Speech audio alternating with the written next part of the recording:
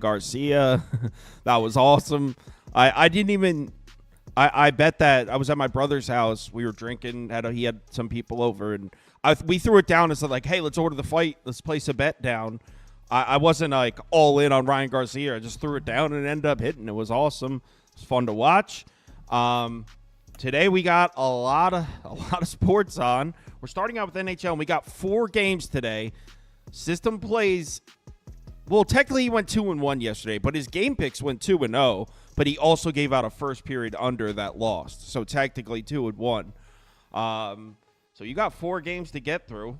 First one's Tampa Bay, Florida. He was just saying right before we went live that he thinks that there's more value to play it lightly on the first game of the series, see how they play, and then maybe bet a little heavier game 2, 3, 4, etc.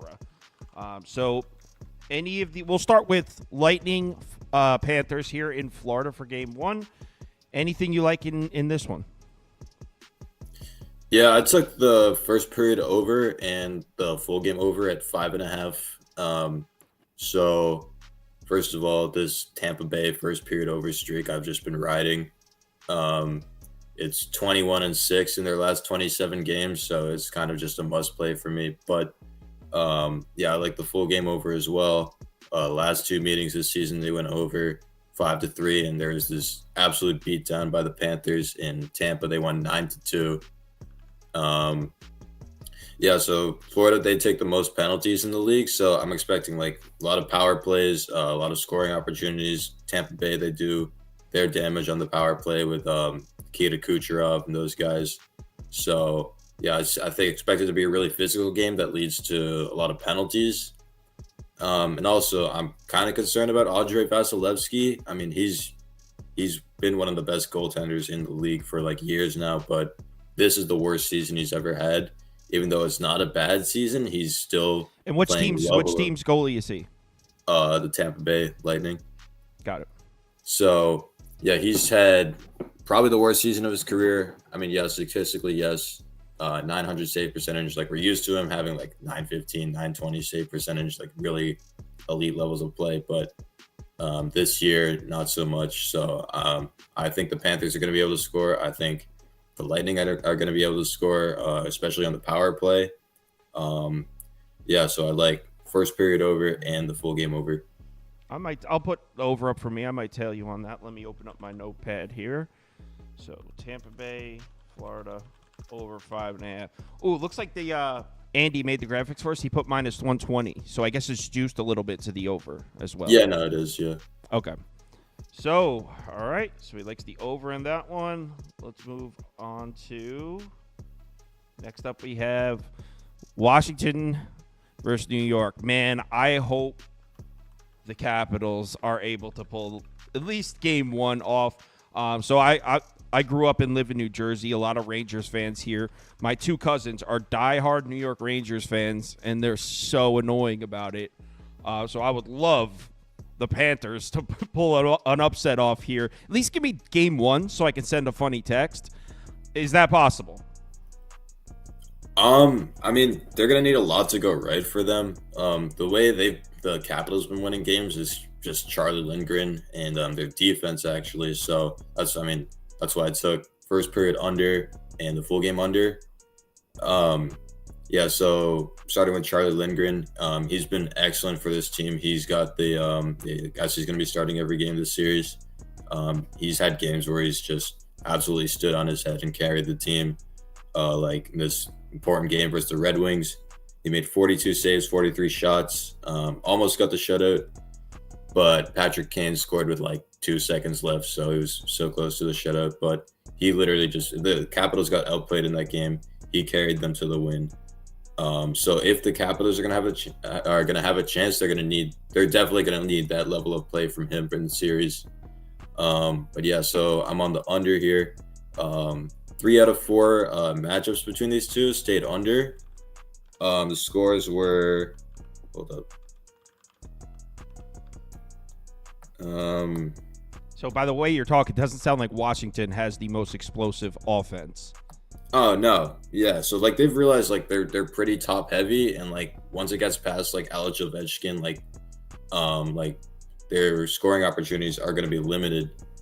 So, yeah, if they're going to want to compete in this series, they're going to have to do it with they're going to have to get really good performances from Charlie Lindgren and from their defense, which I think they can do. I don't see the Rangers putting up 5 goals in this game. I can see them getting 3 or 4.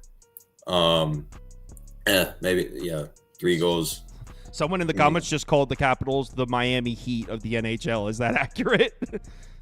I guess you could say that, yeah. Are they well coached? Because the Heat are definitely well coached. I think they're pretty well coached. Yeah, all right. So we like the under here.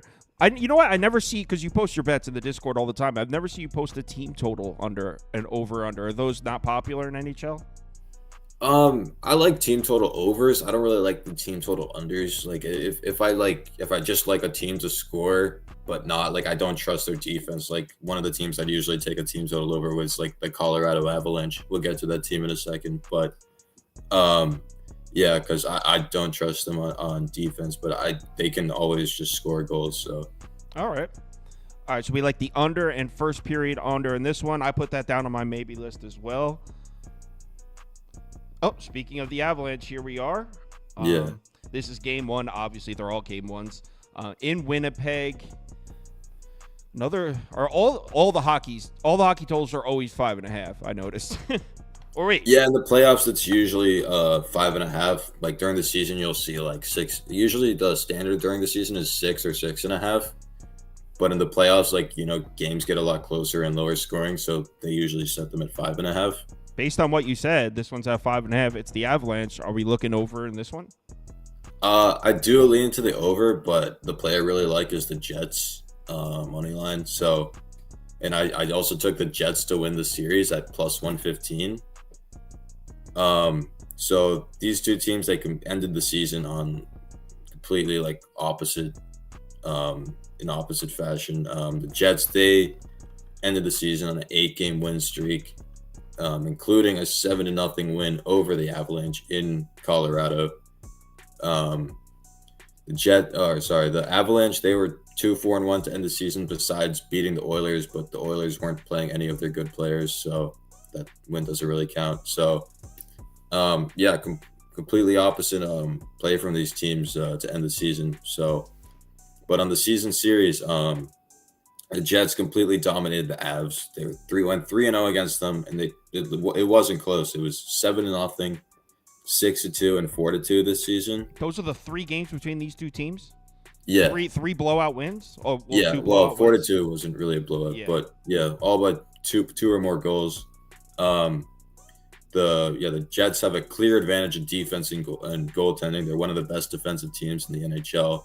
They have Connor Hellebuck in goal, who's probably going to win the Vezina Trophy, which is the award for the best goaltender in the league. I actually knew that one. Yeah. And the Avs goalie, I've been watching him play lately. He honestly looks terrible out there. Alexander Georgiev. I don't trust him at all versus the Jets. He gave up 4 or 5 goals before he got pulled when he faced the Jets in the last game. Jets are better at home. The Jets have home ice advantage in this game, in this series. So, I like the Jets to take game 1. I like them to win the series. All right. I'm going to tail you on that one. Jets money line. And the final NHL game of the day, Nashville, Vancouver. Canucks are minus 150 favorites here. And another 5.5 total, it looks like. All right. What about this one? I don't have anything on this game. This is probably the hardest game of the slate to predict. I lean to the Canucks. I lean under, just because Thatcher Demko versus Juicy Saros. That's a pretty good goalie matchup. But I guess I lean Canucks because they've been very good at home. But other than that, I don't see that much value in this game yet. So I'm just gonna watch it, see how the series goes. I put the poll up, and it seems like everybody is voting Canucks here. No one's clicking on press. That makes me want to bet Nashville, to be honest. Yeah, I mean the Predators they're a sneaky team. They definitely deserve to be in the playoffs. They went on an insane winning streak. I think it was 10 in a row at one point. So the Canucks, they were really good to start the season. Kind of cooled off to end the season, but still really outperformed everyone's expectations. I think they were the odds for them to win their division. They were plus 1,400 to win the division. They end up winning the entire Western Conference. So I don't know what the odds were for them to win the Western Conference. Probably plus 3,000 or something. So right. So they're overperforming. They really outperformed expectations this season. But I'm putting Nashville money line up for me. I don't know if I actually bet it, but actually a lot of people are clicking Predators now. So let me take this down. Before it was 89%, 9% on Canucks, but now that it's evened out. If the entire planet is going to bet one side, then I'm willing to take a flyer on the other side at plus money, but it seems to be evening out. So yeah, right. I mean with hockey, it seems a lot of the times the Bruins were insanely public yesterday. Everyone was on the Bruins and they just blew them out. Yeah, I saw it was 4-0. I think Toronto scored at the end to make it 4-1 though, right? Yeah, and then the Bruins got an empty netter and it ended 5-1. But that was your play of the day, right? Yeah. So yeah, I mean the Leafs just had the completely wrong game plan in that game. They come in trying to bully the Bruins and that's just not gonna work. Right. So such a Bruins in 4? Bruins in 4? I don't think so. Bruins or Leafs in 7. I can't say. Oh shit! So you're okay, Toronto has a chance. Okay.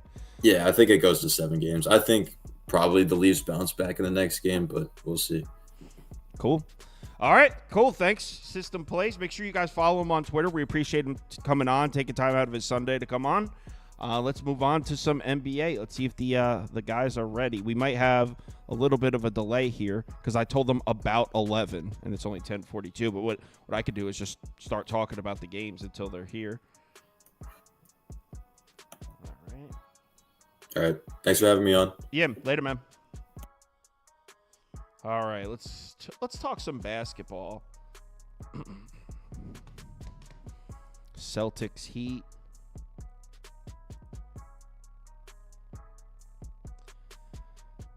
Speaking of basketball, can we talk New York Knicks for a second? Can we talk New York Knicks basketball? Who was on the Sixers? Come out and say it. Who was on the Sixers?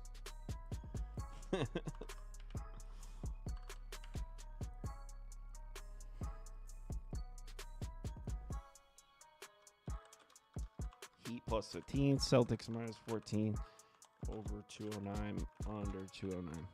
Okay. Here we go. Polls running. All right. Let's see what the comments.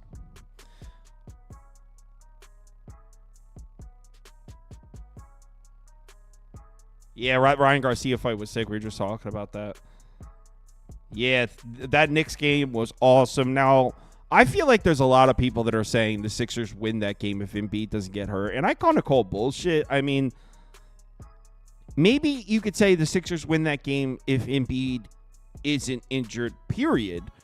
Because he's not 100% to start. It's not like, when he injured his knee on that dunk, that's where there was a tide turning. He's not 100% period right now. Going into that game after he fell down at the end of the second quarter. So, someone said Brunson needs to be in the MVP conversation. See, I'm not a big, a lot of people will say that. He should be in the MVP conversation. But then you'll ask him, okay, do you think he should win the MVP? And he'll be like, well, no. Then he shouldn't be in the. The only way a person should be in the MVP conversation is if you think they should win. What's the point of saying he should be in the conversation if you don't think they should win? But I mean, I think he's the fourth lowest odds to win the MVP. So I guess he is in the conversation.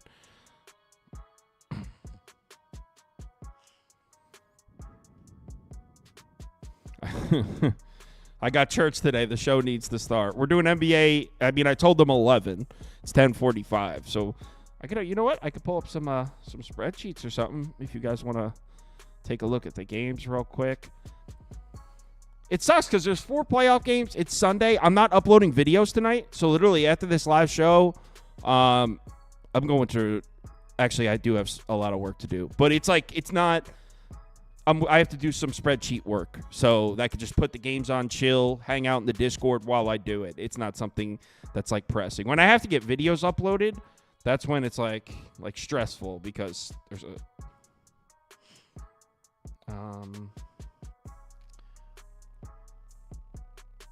1 second. NBA tools. There we go. Let's switch it to, can I go one person? There we go. Let's look at some sheets. Let's leave it so the chat, you can still see the chat. All right, what game you guys want to start with? Boston, Miami? Why not?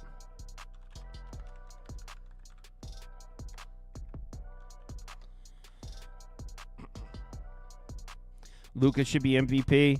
Yeah, it depends on what your definition of MVP is. Personally, I think the most accurate, like, what is MVP? I think it's how many losses is that? Where's my name underneath me?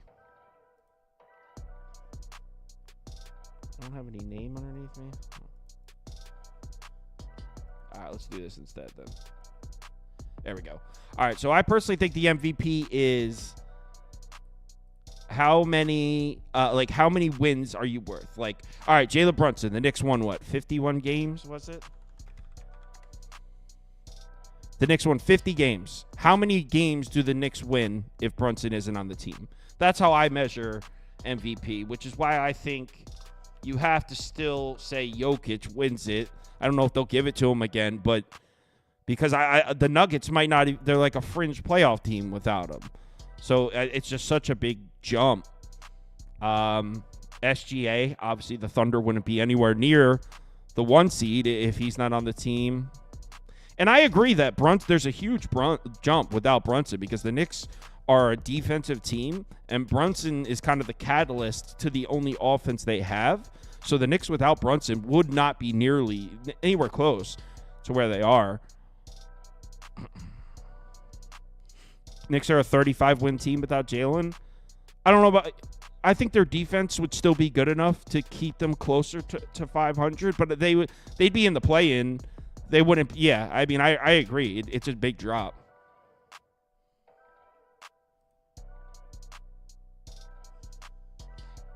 So Brunson should be an MVP. I mean, I agree. He's one of the most valuable players this year, but I still would have to say, like, the Nuggets without Jokic, they go from the best team in the league to, like, maybe a Western Conference play-in team, if that. Yeah, it's hard to make an argument against Anthony Edwards. He's a little streaky though. When he's on, when you're watching a Minnesota game where Anthony Edwards is on, this dude might be the best in the league. That's what it looks like. He's also a little bit streaky though. He's not as consistent as some of the other guys, some like the SGAs and Jokic's of the world. A little more consistent, but he's getting there. Anthony Edwards is a problem.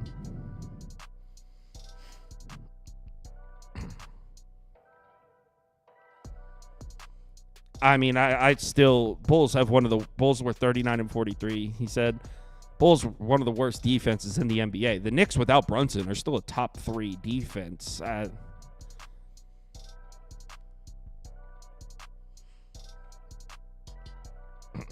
But like, as far as Anthony Edwards, he's a kid still, man. He's still like 3 years away from his prime. So there's a crazy high ceiling for that kid.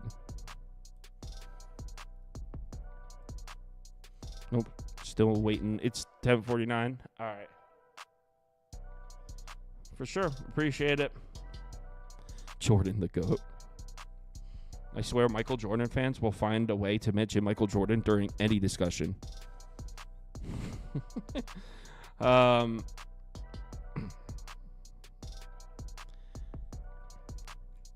right. So I don't know if you guys saw what I tweeted out, but you got to look right here. Boston's offense versus Miami's defense. What does Boston do? They launch 3-point shots. We know this. That's what they've done all year. That's what they've done for multiple seasons now. They were the same way last year.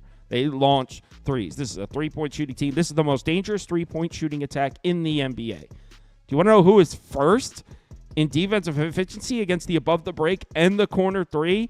The Miami Heat. And check this out. This is actually, you know what? I'll probably just, let me just pull up. I could probably pull it up. One sec.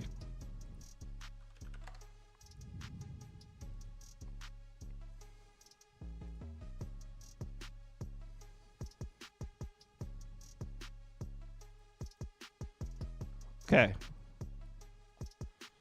Right here, I tweeted this. So, the Miami Heat have held opponents to 36% or under, or up to under 36% from three in 14 straight games. The Boston Celtics, when you hold them under 36% from three, are just 18 and 13. They're 46 and 5 when they shoot over 30%. So again, the Celtics, when they shoot under 30% from 36% from three, aren't the same team. Miami has held opponents under 36% in 14 straight. That's definitely worth mentioning. And I'd be lying if I said I'm not holding a Heat money line ticket. I mean, look, I'm not going to sit here and try to tell you that the Miami Heat are going to win this game. That's crazy. I'm just saying there's a lot of factors. The Heat have arguably the best three-point defense in the NBA right now, and they have for a month and a half.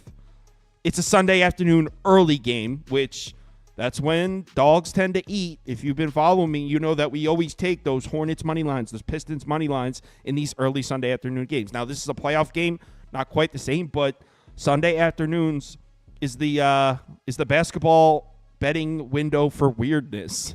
So there's that.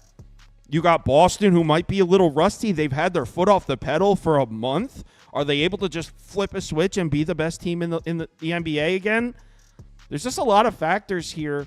I think both these teams, without Jimmy Butler, both these teams playing their best basketball game, the Celtics do win and cover. It's more of a question of, do you think that we're going to get the Celtics' best basketball game? I hear someone in my ear. Who's here? Hey, what's up, man? Good morning. We were just hanging. Yeah, we were just hanging out, waiting for you and Chris. We're still waiting on Chris. I told you guys 11, so you guys you're early as hell. My the part of the NHL part, and then notice you were already. Yeah, well, we only had one NHL guest, so we went through it pretty quickly. Oh, okay, gotcha. So, how was your Saturday, man? I know you were grilling outside. Yeah. We had some family over. I was smoking some wings and some meat, and then smoking some wings. Well. Yeah, yeah.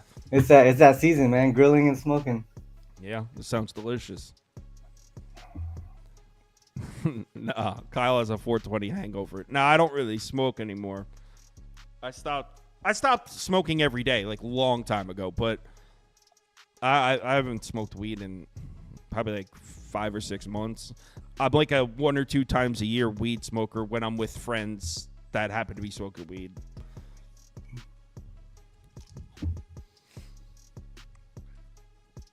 So we were just talking. Oh. Yeah. What up? I don't know if you heard my little spiel.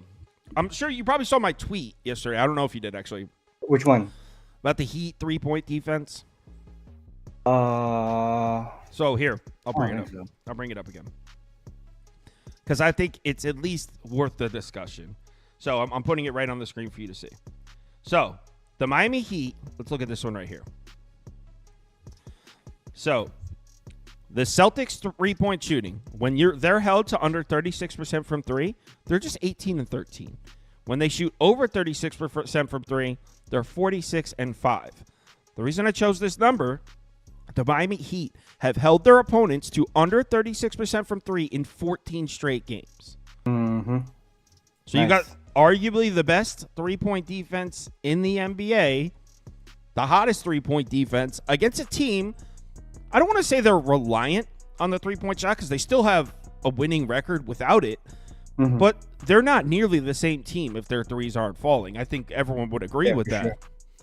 So, I mean, how do you not take the points, which sucks. It's ugly. Yeah. And I know you have that trend that I'm sure you're about to share with us. What, Jimmy stuff? No. I think it was you that gave us. It was like teams that are laying points that have the rest advantage. Like, No, that's not me. who shared that? Was that Chris? It might have That been doesn't Chris. sound like mine. It was basically the home team in this spot in the first round of the playoffs when they have the rest advantage. Usually they win at an insane rate, cover at a really good rate also. Even as double-digit favorites? I don't know how often we've seen that because in the playoffs, double-digit favorites are obviously a lot more rare. Yeah. I can actually try to look that up right now. Yeah, the thing is, the play-in tournament kind of throws trends off because it's so new. Mm-hmm. So it in the past, you don't always get a team that's like in the first round where one team's significantly more rested than the other team. I feel like that's kind of a new thing. Yeah, so since the play-ins, definitely towards the favorite. Right. And then 2 other times as double-digit favorites, they won and cover. Both games went under. That was in one in 2021, one in last year. Chris, also someone in the comments said Chris said that they're 5-1 to the under in large spreads like these. For what, round 1? I don't know. I guess he didn't specify. Round 1, game 1, maybe. Did you place a wager on Ryan Garcia last night? I did not. I did watch it though. That shit was crazy. You met like how much did those extra 3 pounds like impact that fight? Ryan Garcia would have been the more powerful fighter with or without the 3 pounds. Right? Yeah. Well, I bet Ryan Garcia was basically on. If this fight was 1 year ago, Ryan Garcia would have been a -160, -170 favorite over Haney. And and obviously the last year, people have lost faith in Ryan Garcia, myself included. When I saw +500, I was like, Devin Haney, in my opinion, is kind of a little bit fraudulent. He kind of got the unified title on some BS. I mean, the only reason he had the belt is because Teofimo's wife divorced him a few days before the Kambosos fight. And then so Devin Haney got to become champion by beating Kambosos, who shouldn't even have been champion. Devin Haney was the unified champion and didn't beat anyone in the top 5 of the weight class. So I was down to fade him from the beginning, and then it was like +500, definitely. All right, so I got some numbers here. So game 1, series game number 1, round 1, double-digit favorites. This is just like historic through 2002, if you want to go that far back. 32-3 straight up, 22-13 against the spread, and then 22-12-1 to the under. So the favorite and the under. Favorites and the under in a double-digit spread. So the underdog team total under probably has a huge hit rate. Someone said, Kyle, I didn't know you cap boxing. I mean, I don't. I'm a fan of boxing. I wouldn't say I handicap it. I'm a fan of the sport. Whoa. I feel like to say you handicap it, you have to be able to also say that you consistently turn a profit, because I don't. I lose a lot of boxing bets, but I enjoy it. Man, like that, this series 1, game 1, that points towards the favorites. I mean, it makes sense, but I just feel I think what you mentioned is some of the stuff that I looked at, like the 3-point defense and all that. I kind of think the Heat should cover. I mean, at 14, I feel like that's a little bit disrespectful. Yeah, okay. It's 10:59, so I'm gonna give Chris one more minute.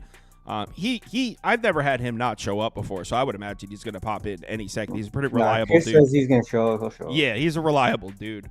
But yeah, I'll put my pick up because everyone knows what it is. I actually am holding a Heat money line ticket, which I know is wild, and by no means am I sitting here like the Miami Heat are gonna win this game. I'm holding a Heat money line ticket, and I bet the +14, and that's what I posted on the website for this game was Miami +14. Yeah. Basically, okay, so I said what I said about the 3-point defense, how the Celtics, if you limit the 3-point shot, they go from the best team in the league to pretty mediocre team, slightly above average team. And you got Miami Heat, the best 3-point defense in the NBA right now. So there's number one. But number 2, man, I feel like when's the last time the Celtics played a big game? Are they just gonna flip a switch and all of a sudden show up and be the best team in the NBA?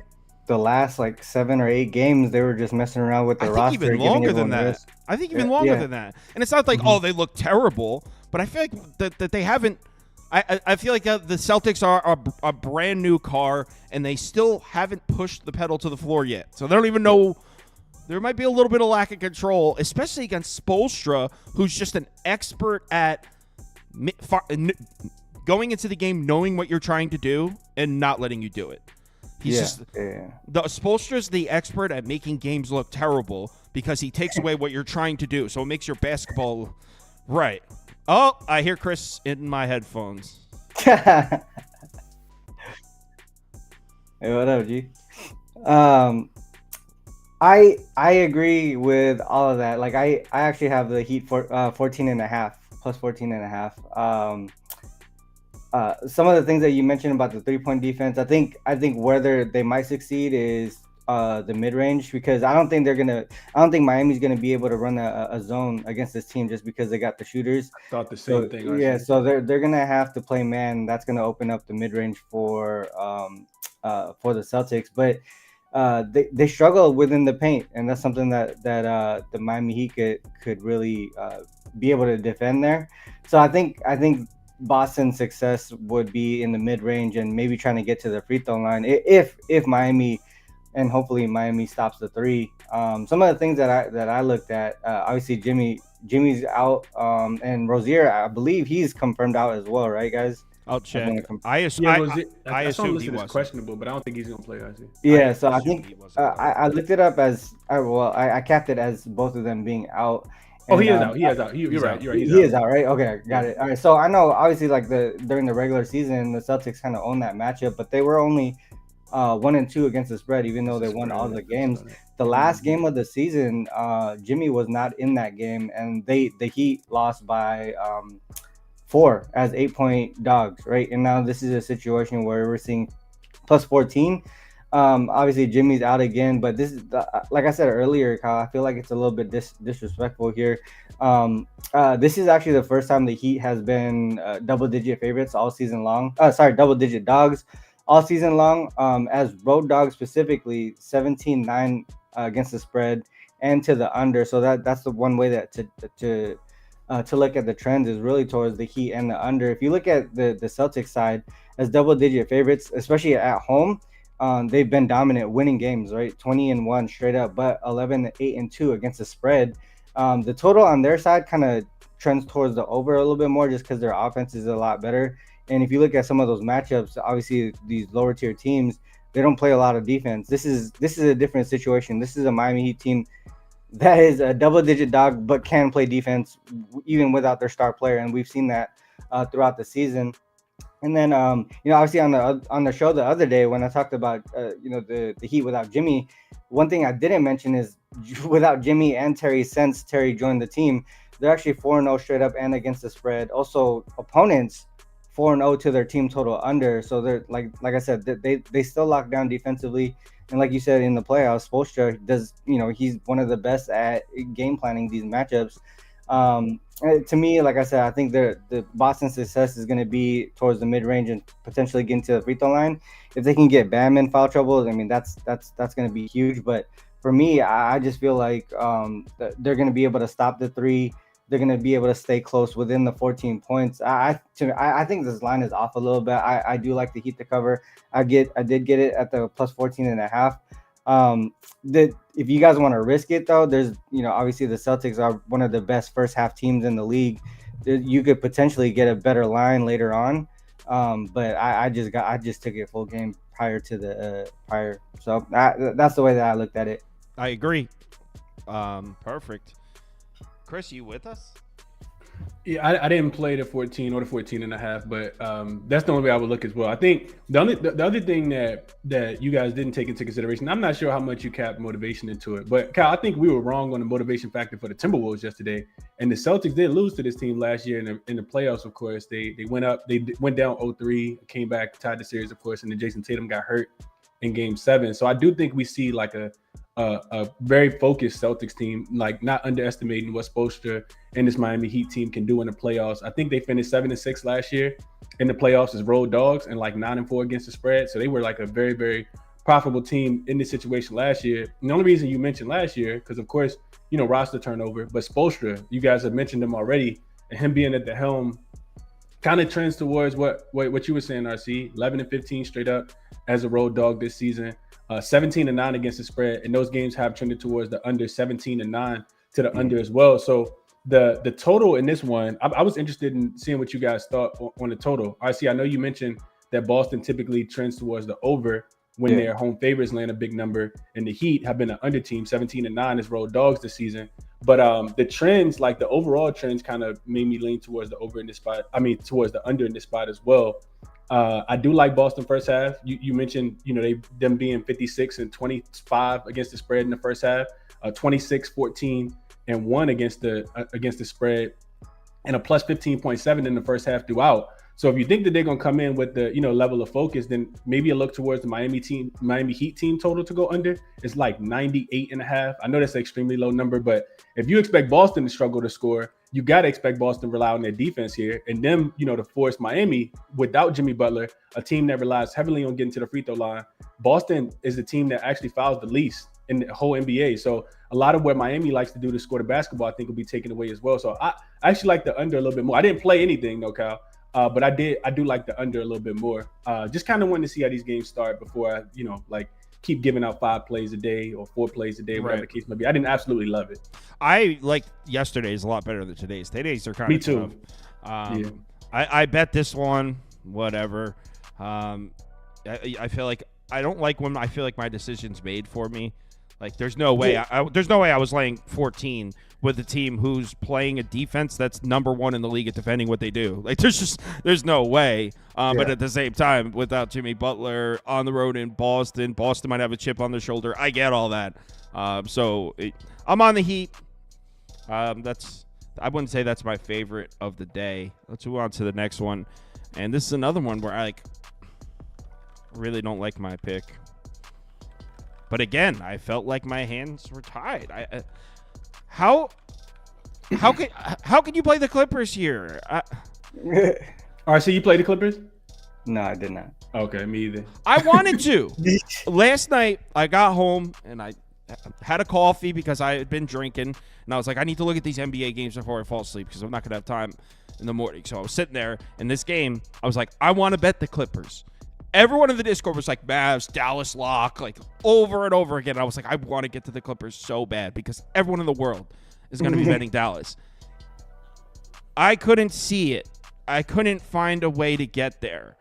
I mean, Dallas defensively has been so good. There's such a discrepancy here between the two defenses. Now, I think the Clippers, I'm going to pull it up, but the Clippers have been playing a little bit better on that end. But still, as a whole, Dallas is just the last month and a half, 2 months of the season, Dallas defense has really ramped up. Yeah, so Clippers defense is actually up recently. And I guess that's your path if you're betting the Clippers. But without Kawhi Leonard, who I'm assuming he's not playing. I read something, a report on Sports Illustrated yesterday that that was like increasing doubt that Kawhi Leonard plays. 2-3 days ago, it looks like he was going to play. But now, 2-3 days ago, if you asked me to make a guess, I would say Kawhi's playing. Now, it looks like he isn't. So I went Dallas. I got it at 2.5. Everyone's betting this, and I'm just sitting here wondering, like, I wonder how Dallas is going to blow this. But without Kawhi on the court, I think Dallas is equipped to really make things hard for Paul George and James Harden to get going. The path to victory is the Clippers are red hot shooting the ball. James Harden goes 8 for 11 from 3. Like that game he had with the Sixers when what was that? That was in the Boston series, I think, where Harden went off. That's what needs to happen here for the Clippers to win, and I'm willing to bet against that happening. So I'm on Dallas. I'm riding the defense. I'm with everybody. Chris, you want to go on this one? Nah, go ahead, RJ. I go left. Yeah, this one here, I can only go Mavs too. I did get it at the -1. You got it at 1. But I still like -3 to be honest. I know, I get what you're saying with everybody on the Mavs. It's always kind of scary, but just based on research, like you said, I can't find a way to back the Clippers. Right? If you look at the Mavs here, even since they started the lineup with Gafford and PJ in the starting lineup, 16-2 straight up and against the spread. And this is without the last 2 games of the season, just because they kind of fucked around in the last 2 games. Right. So 16-2 straight up and against the spread. Opponents 15-3 to their team total under. Their defense is just like on another level right now. And you compare that to the Clippers. Obviously, you mentioned like how they're playing a little bit better, but I don't think it really is comparable at this point. And Clippers on the season, they didn't really close the season strong, like just from a momentum standpoint, right? And chemistry. Their roster was kind of messed up. People were dealing with injuries and all that. And then if you look at after the All-Star break, they're only 9-20 against the spread after the All-Star break, and then 3-6 against the spread without Kawhi after the All-Star break. So a lot of things really pointing towards the Mavs from a trend perspective. And then if you look on the season, this is even whether with or without their new lineup, the Mavs have been one of the best road favorite teams in the league. 20-4 straight up as a road favorite, 19-5 against the spread. This is just a situation that they've really been successful at all season long. And if you look at the Clippers, obviously they're not home dogs often, but when they are, they struggle. 1-4 straight up, 1-4 against the spread as home dogs so far this season. And the one game that they won and covered, they played the Nuggets. They won by 2, but the Nuggets were without Jamal Murray. Right, so they didn't even play a solid team in that situation. So for me, I think the defense is going to be key here. I think that the Mavs should be able to win pretty comfortably. But again, man, anything can happen. But that's what I took. And this Mavericks team, it reminds me a lot. I don't know if you guys remember. So 2 years ago, obviously, you remember Dallas went to the Western Conference Finals. But this team, it had almost the exact same trajectory in a sense where they were almost a completely different team the first half, and then they came out of the All-Star break, and all of a sudden, they had one of the best defenses in the NBA. And that's kind of exactly what happened this year. And then you add on the fact that they just got healthy, not to mention added P.J. Washington. But if you remember, I mean, Exum, Derek Jones, Lively, like these guys were missing games left and right. Exum missed a whole chunk of the season. So in addition to they came out of the All-Star break playing top 5 defense, they also got healthy and added a defensive piece. So as good as Dallas is, and as much as everyone's betting him here, I think they're still a little bit undervalued based on the fact that they're the 5 seed.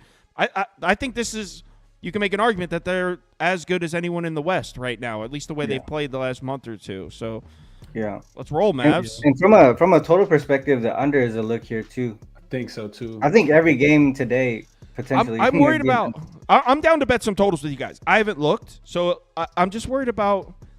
Do the Clippers games go under at home like that? I feel like they go over. Like, let me look Clippers at home. And I don't have any numbers. I told you. Didn't I send you that thing about the 4-5 seed? Yes. Yeah, I'm looking at that too. I see. Yeah, the 4-5 seed. Just because they're so tightly matched up, they tend to play towards the under in the first round. I don't have the numbers in front. I could look it up, but I think it's something like 15-4 to the under now. 4 and 5 seeds in the first game of the first series or whatever. Clippers, something like that. Clippers 2-9 against the spread in their last 11 at home. That just popped up. The Clippers 8-5 to the over in their last 13 at home, but obviously this is a different atmosphere. Let me check the pace numbers. I see. Real quick, would you consider? Because looking at the total, I almost want to isolate just the Clippers not being able to score because of the Mavs defense is being so strong. I think it's 110.5 on BetMGM, and you mentioned how strong they were as road favorites. The Mavs finished 9-2 straight up, 8-3 against the spread, 7-4 to the under, and what was it? 1, 2, 3, 4, 5, 6, 7, 8 straight opponent team total unders. For the Dallas Mavericks when they were on the road in this spot, and you get them healthy. Kawhi, I think it's a big dip in just not just defensive production, but also offensive production. Because when I was looking at it on Cleaning the Glass, the Clippers were a plus 1.9 in points scored per 100 possessions with Kawhi on the floor, but without him, it's a 8.2 jump. So they're 8.2 plus 8.2 in points scored with him on the floor, but it's that defensive rating. with Kawhi on the floor, the defensive rating is like a 112, which is solid. But without him, it jumps to a 119. So I kind of feel like, and Kyle, I know you looked to this in RCU as well. But what do the Clippers really struggle to defend? It's been the 3-point line, right? Like last 2 weeks, they were 27th in opponent corner 3 frequency, allowed teams to shoot 42%, 24th and above the break 3 defense, opponent frequency, allowing teams to shoot 38%. And that's what scares me, because if Dallas gets hot from 3 here, it does kind of feel like they could potentially make this total go over. But if you isolate it just to the Clippers specifically, it kind of makes a little more sense. I wanted you guys' thoughts on this, because I didn't lock that one in either. But that's probably my favorite team total today specifically. No, I'm adding that to the list of possible ads with my NHL stuff. Clippers team total under. Yeah, and the reason I prefer that over the game total under, even though someone I don't know if you saw the video I uploaded, RC, but I gave you a shout out. I brought up the exact text you sent me, and I said I like the over in this game, but I didn't bet it because YouCapper sent me this, and I put it on the screen. And someone in the comments. That's how it is. We got to work together. Yeah, and someone in the comments was like, I don't think you understood what he was saying. And I was like, it was just, I got to send you the comment. It's funny. Was that the Orlando game yesterday, Kyle? Yeah, it was the video I did for Magic Cavs, yeah. Yeah. I cashed that under. Not too much else, but yeah, I did get that one. Yeah, I got Cleveland, -4.5 for that one. Yeah. I went 2-2 in the games yesterday. Whatever, I'll take it. I went 2 and 3. What you want on this one, Chris? On the Dallas and yeah.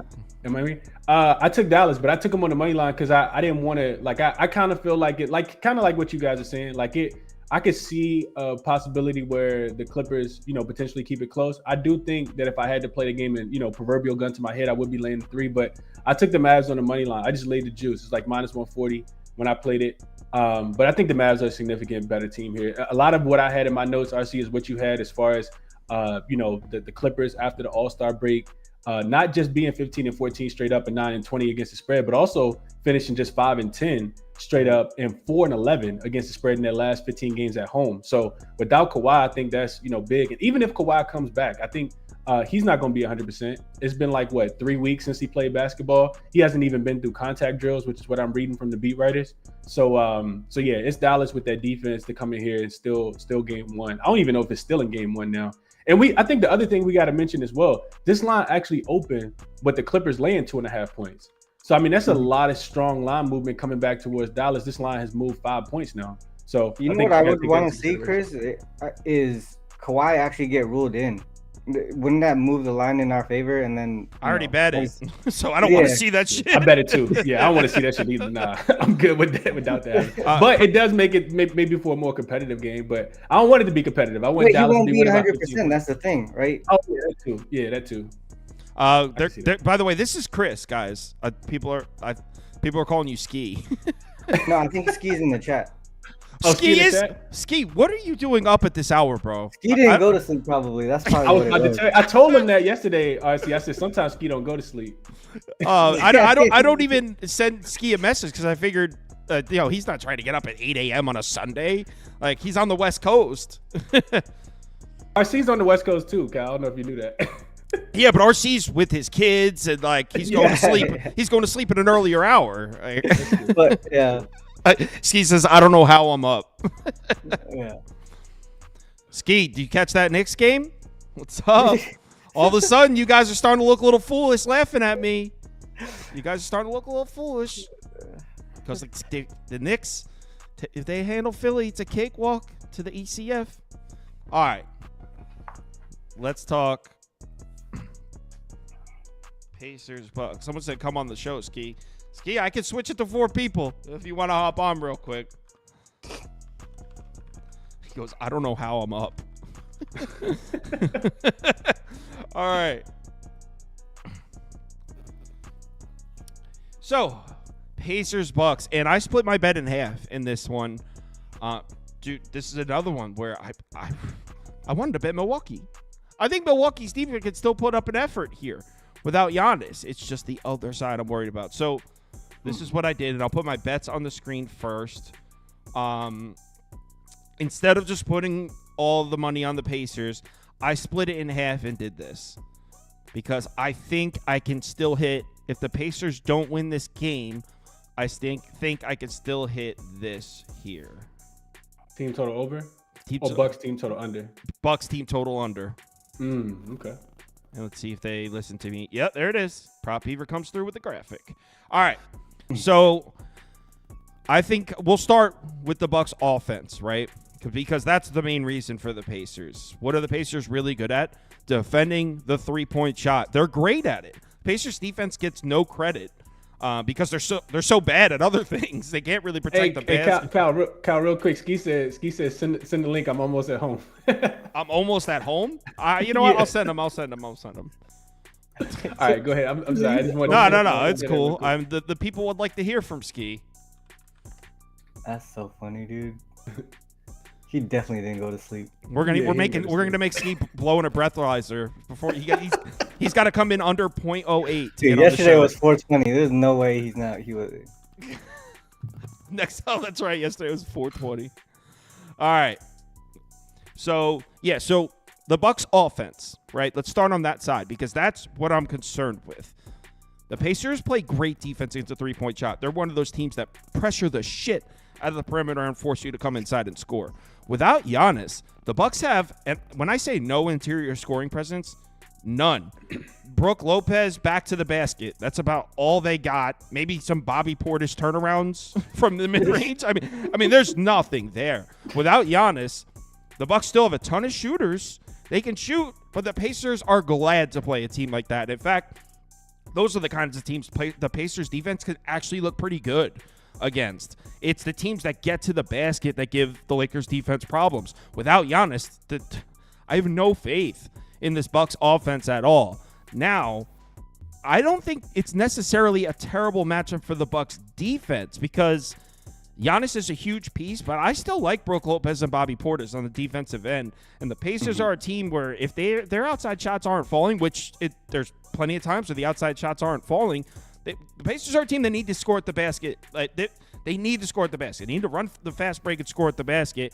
And I think the Bucks, with a chip on their shoulder, with no Giannis, I actually wouldn't be surprised at all to see a solid defensive effort from the Bucks. So instead of just going all my money on the Pacers, I split it in half, put half on the Pacers. I got it at -1. I guess it's 1.5 now. And I'm sorry. I got the Pacers money line at -115. That's the actual ticket I have. So I have Pacers money line and Bucks team total under at that same number, 115.5 at -115. I got that same number, same price. That's what I got. What do you gentlemen think of that? Go ahead, RC. Yeah, I took the Pacers too. I got them at -1. I mean, if you look at the regular season matchup, they did own that 4-1 straight up and against the spread.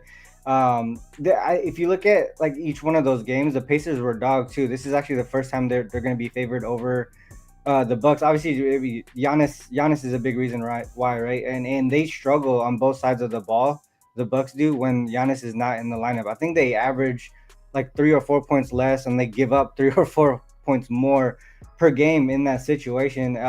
If you look at just recent form stuff, I think the Pacers, where they're going to succeed is in the paint. I think they're going to be able to get to the line. They're going to attack the rim.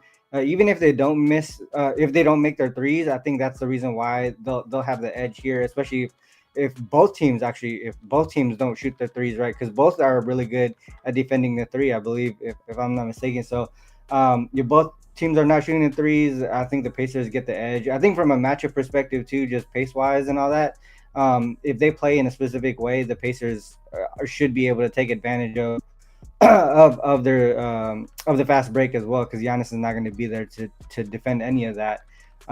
Big part of it is like I said, is getting to the free throw line too. I think the Pacers are getting to the line at a high rate, and the Bucks are sending people to the line at a high rate in the last part of the season. So that's probably going to be huge as far as getting free points at the line. Other than that, again, like I said earlier, I think every game I would lean towards the under for the most part. So that's the way I took it, was the Pacers. I'm with you. Chris? Yeah, same. It's same for me. I didn't bet it though. Did not bet this one. This one feels a little too easy.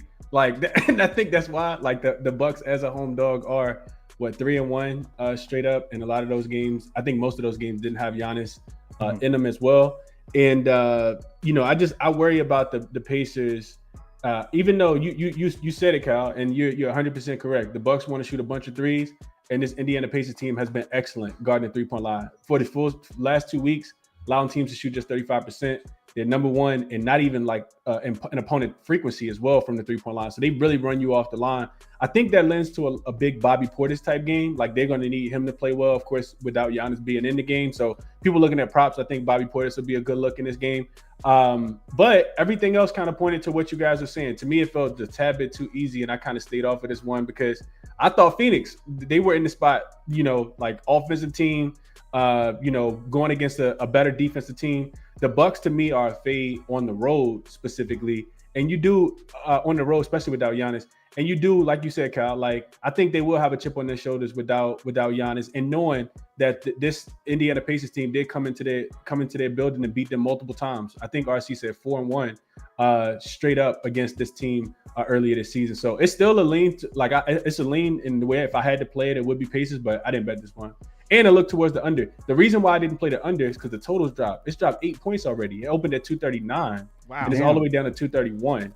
So I stayed away from the total, but I still would look towards the under because I think if the Bucks are going to be competitive, it's going to be because they play defense. And Pacers, I mean, they can play defense. Like you just never know what Pacer defense you're going to get.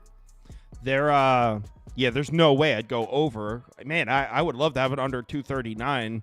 Tell me about it. When I was looking at it, it was 232.5, and I was still considering under. Circa moved the line to Bucks -1. To be honest, the first half under wouldn't be necessarily. What I worry about with a Doc Rivers coach team is if the Pacers get a 15-point lead, the foot to come off the gas. And then all of a sudden the Pacers to score 18 points in a 3-minute span when it turns from a 15-point lead to a 30-point lead, and just blows the total up as well. Mm-hmm. That's just and I hate to take a shot at Doc like that, but hey, we do have the data to back that. Yeah, you got to shoot at Doc. Yeah. All right, next up, New Orleans, Oklahoma City.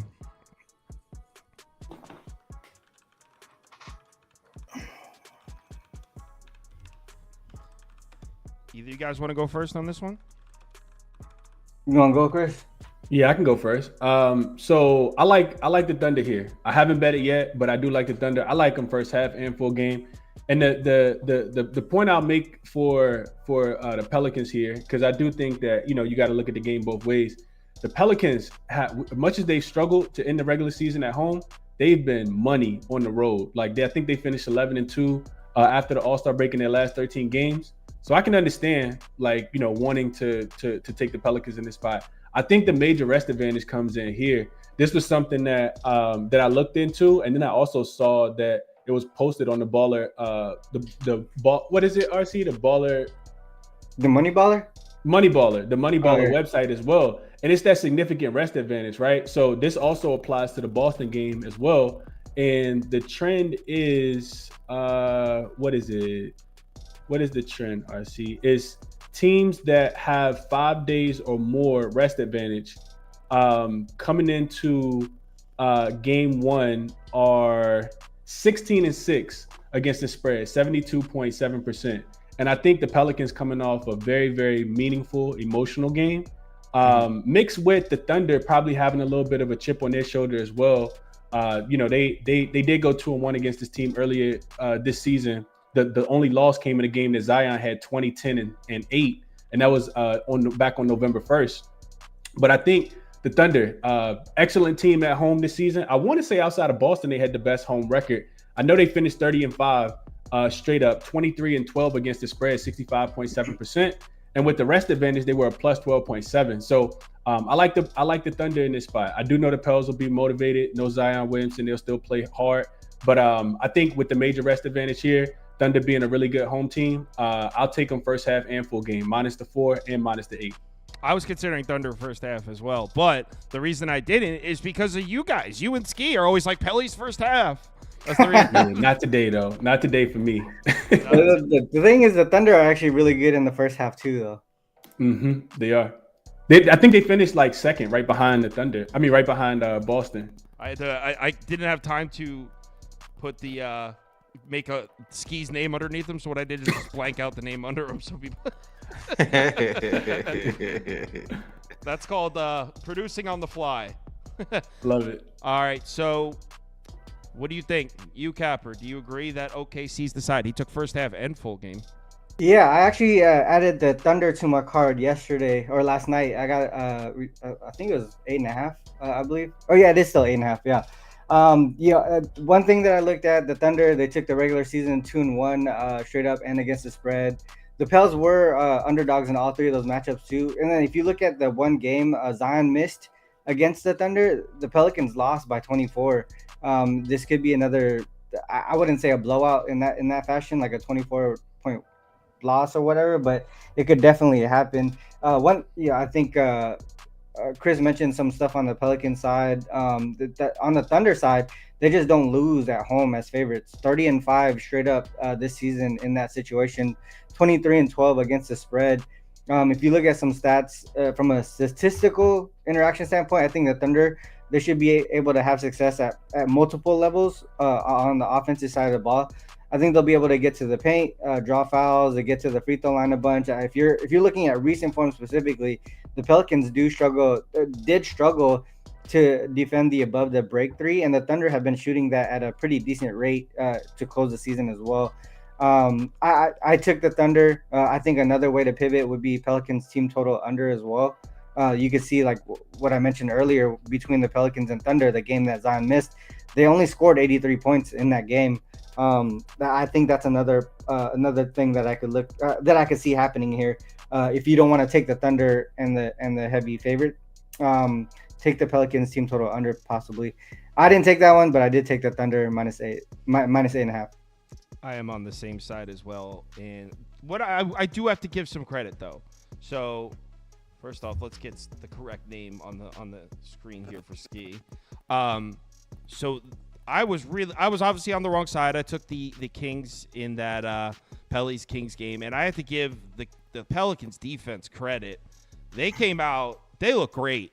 The Pelicans played great defense against the Kings the other night, and I don't even necessarily think they're going to have a letdown spot. Now the defense isn't going to show up. I think the Pelicans defense can show up again, except here's the thing about that game with the Kings. There was, when I say a lot of missed wide open shots from Sacramento, a lot of wide open shots. Now the Pelicans played great defense. They forced turnovers, but the Kings could have had an extra 18 points on the board if they just shot 50% from their wide open looks. So there's just way too many wide open misses from Sacramento. And Oklahoma City, although they're not really branded as an outside shooting team, second half of the season, the outside shooting was there for them.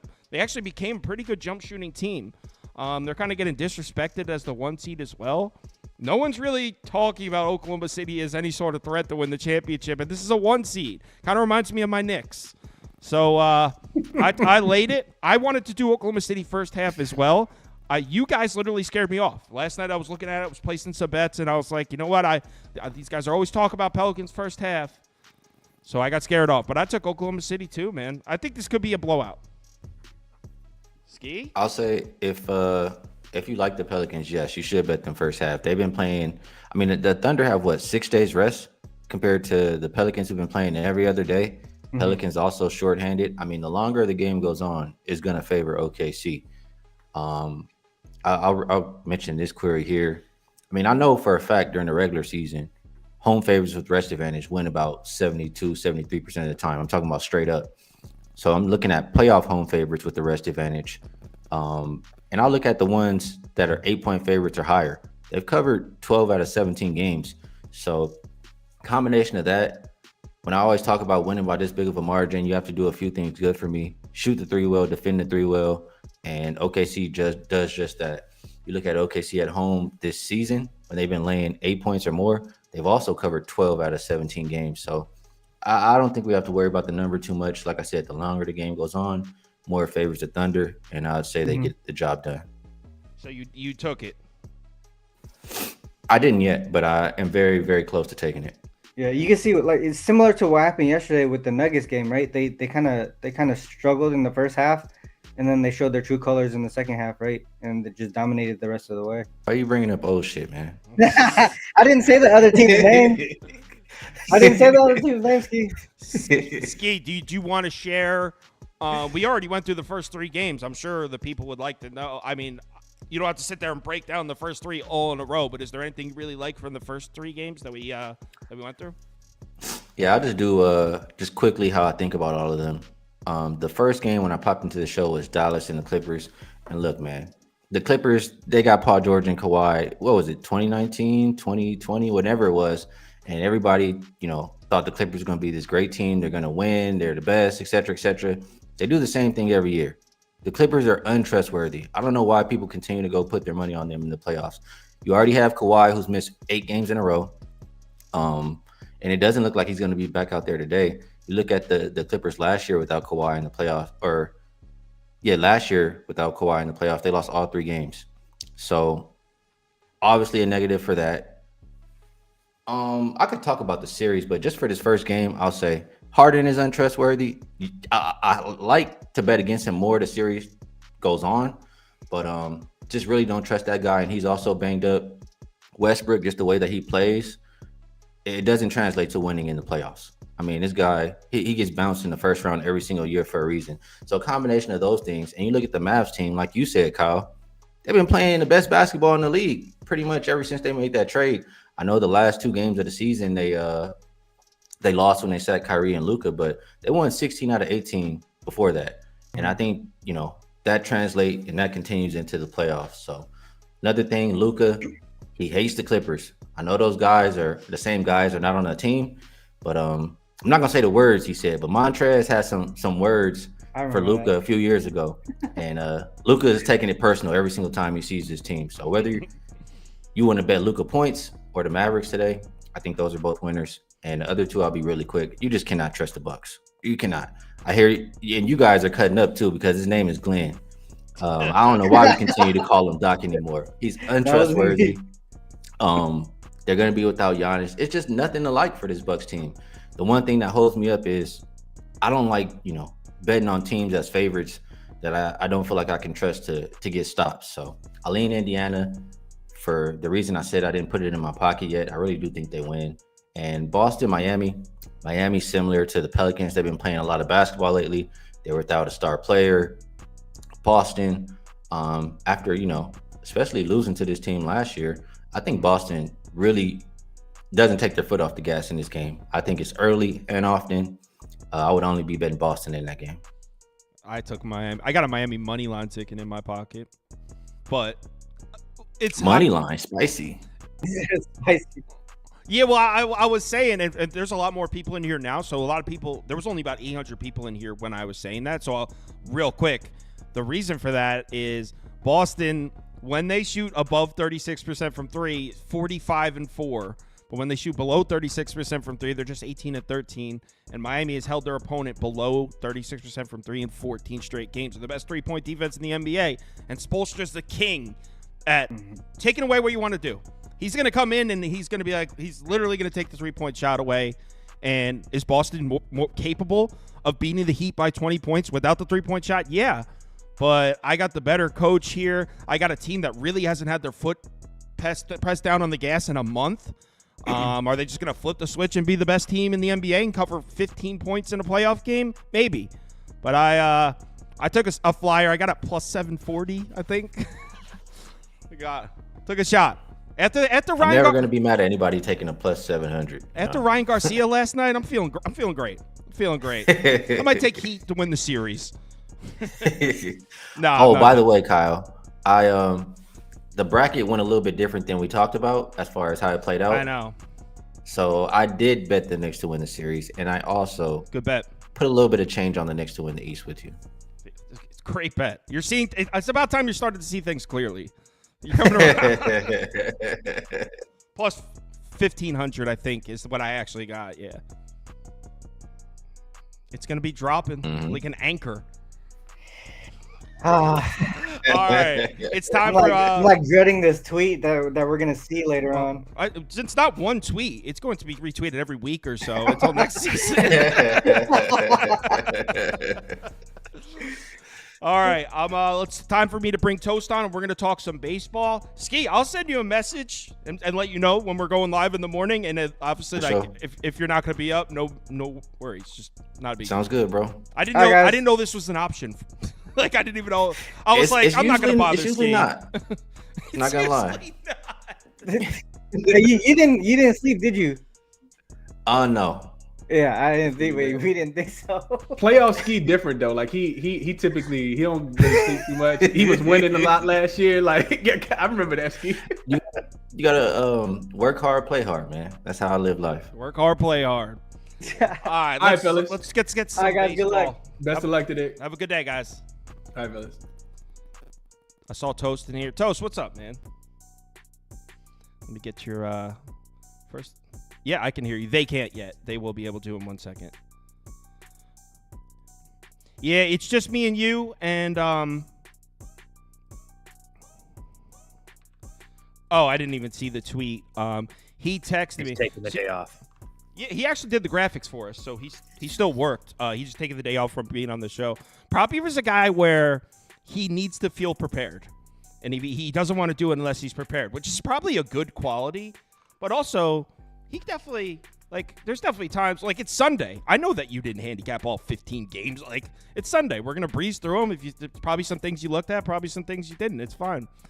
But Prop Beaver needs to be prepared, and it's probably a good quality overall. But I just look at everything the night before, and then with these shows, like I set my alarm for 7 a.m. And if you're not even at the NBA, I go back to sleep for another 15 minutes, and then I wake up again.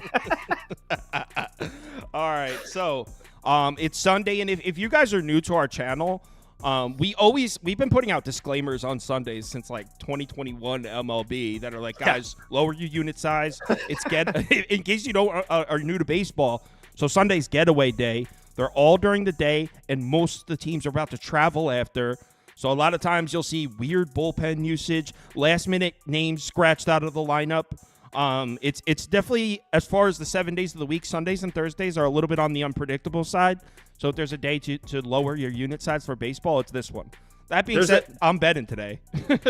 Yeah, I'm betting today too. I just to touch on that, it's not even so much like, and just to give you more on that, like it's not so much that like all these major players are going to sit and stuff, but like when he said about bullpen usage, if you have a big series, like say you've already lost 2 games in the series this already and you're playing today, you're going to try to win. But if you have another series coming up or 2 big series coming up, you're probably not going to waste your major bullpen arms in a game that really doesn't mean anything right now. So that's where you just kind of have to take everything and just kind of like sift through it a little bit to make sure you really want to place a bet. Because if you're laying huge juice, it can be a little bit frustrating at times. Right. And then, for example, in the very first game, I mean, not the first game, it's the second game, you got White Sox, Phillies. Now, I'm not betting the White Sox, but the Phillies already won both 2 games in that series. Correct. They have a series starting in Cincinnati tomorrow, which is much more important. It's an NL series. So that'd be a game where, like, maybe the Phillies already won that series. They took 2 out of 3. Probably going to save whatever bullpen arms they have for Cincinnati. So stuff like that. That's what getaway day means. Anyway, we got Rays, Yankees. I cannot believe how this game. I said over. I didn't put it on the ticket, thank God. But I said over 8. That's final. It was 0-0 after 9 innings. What's going on with the Yankees lineup? Or is Eflin just a man? I think that Eflin just had a really good day. I mean, I think that's just plain and simple. I don't really worry too much about the Yankees lineup. Keep in mind, like when they went in and played to Toronto, they did score 4, 5, and 6 runs over that series. I understand that they have been lackluster at home. Certainly at times, that's the one thing I will say. They've been a little lackluster at home. If you remember that Miami series as well, it wasn't like they were putting up a whole bunch of runs on the fish either. So I'm on the Yankees today again. I just feel like this is way too short of a price. I don't really care if it's public or not. Does the Rays have probably a little bit of a starting pitching advantage with Savale? Yeah. But he hasn't had very good history with this lineup at all. He didn't see him last year, but I mean, the last 2 times he's seen the Yankees, he's given up over the last 9 innings. He's given up 12 hits and 10 runs. And honestly, he's seen the Angels lineup, who's been really weak twice. He's seen a Toronto lineup at the beginning of the year that was really, really weak. And then he saw a Texas lineup that's actually been kind of struggling as well. So I don't really, not even super really impressed with what Savali has done so far this year. And then Luis Gil on the other side, who's been, I mean, I'm not trying to make a case that he's been some Cy Young, but I mean, 4 2/3 against on the road to start his career at Arizona, only giving up 1 run. That's solid. And then he goes back-to-back starts against Toronto. The first one, he looked completely fine. The second one, he went a little bit longer. His numbers were a little bit worse, but that's the same team seeing him over and over, or a second time over again. So I don't even put too much stock into that. I just simply think that even with the Rays winning yesterday, I still think that the Yankees have so many advantages in this game. It's not even funny. And then I don't know if you've looked at Kyle, but if you look at the Rays bullpen, it looks like a freaking paint by numbers right now with all those guys that have been going around. So the Yankees won't have Clay Holmes. I don't really care. They're going to have Hamilton, Santana, Gonzalez, all those guys.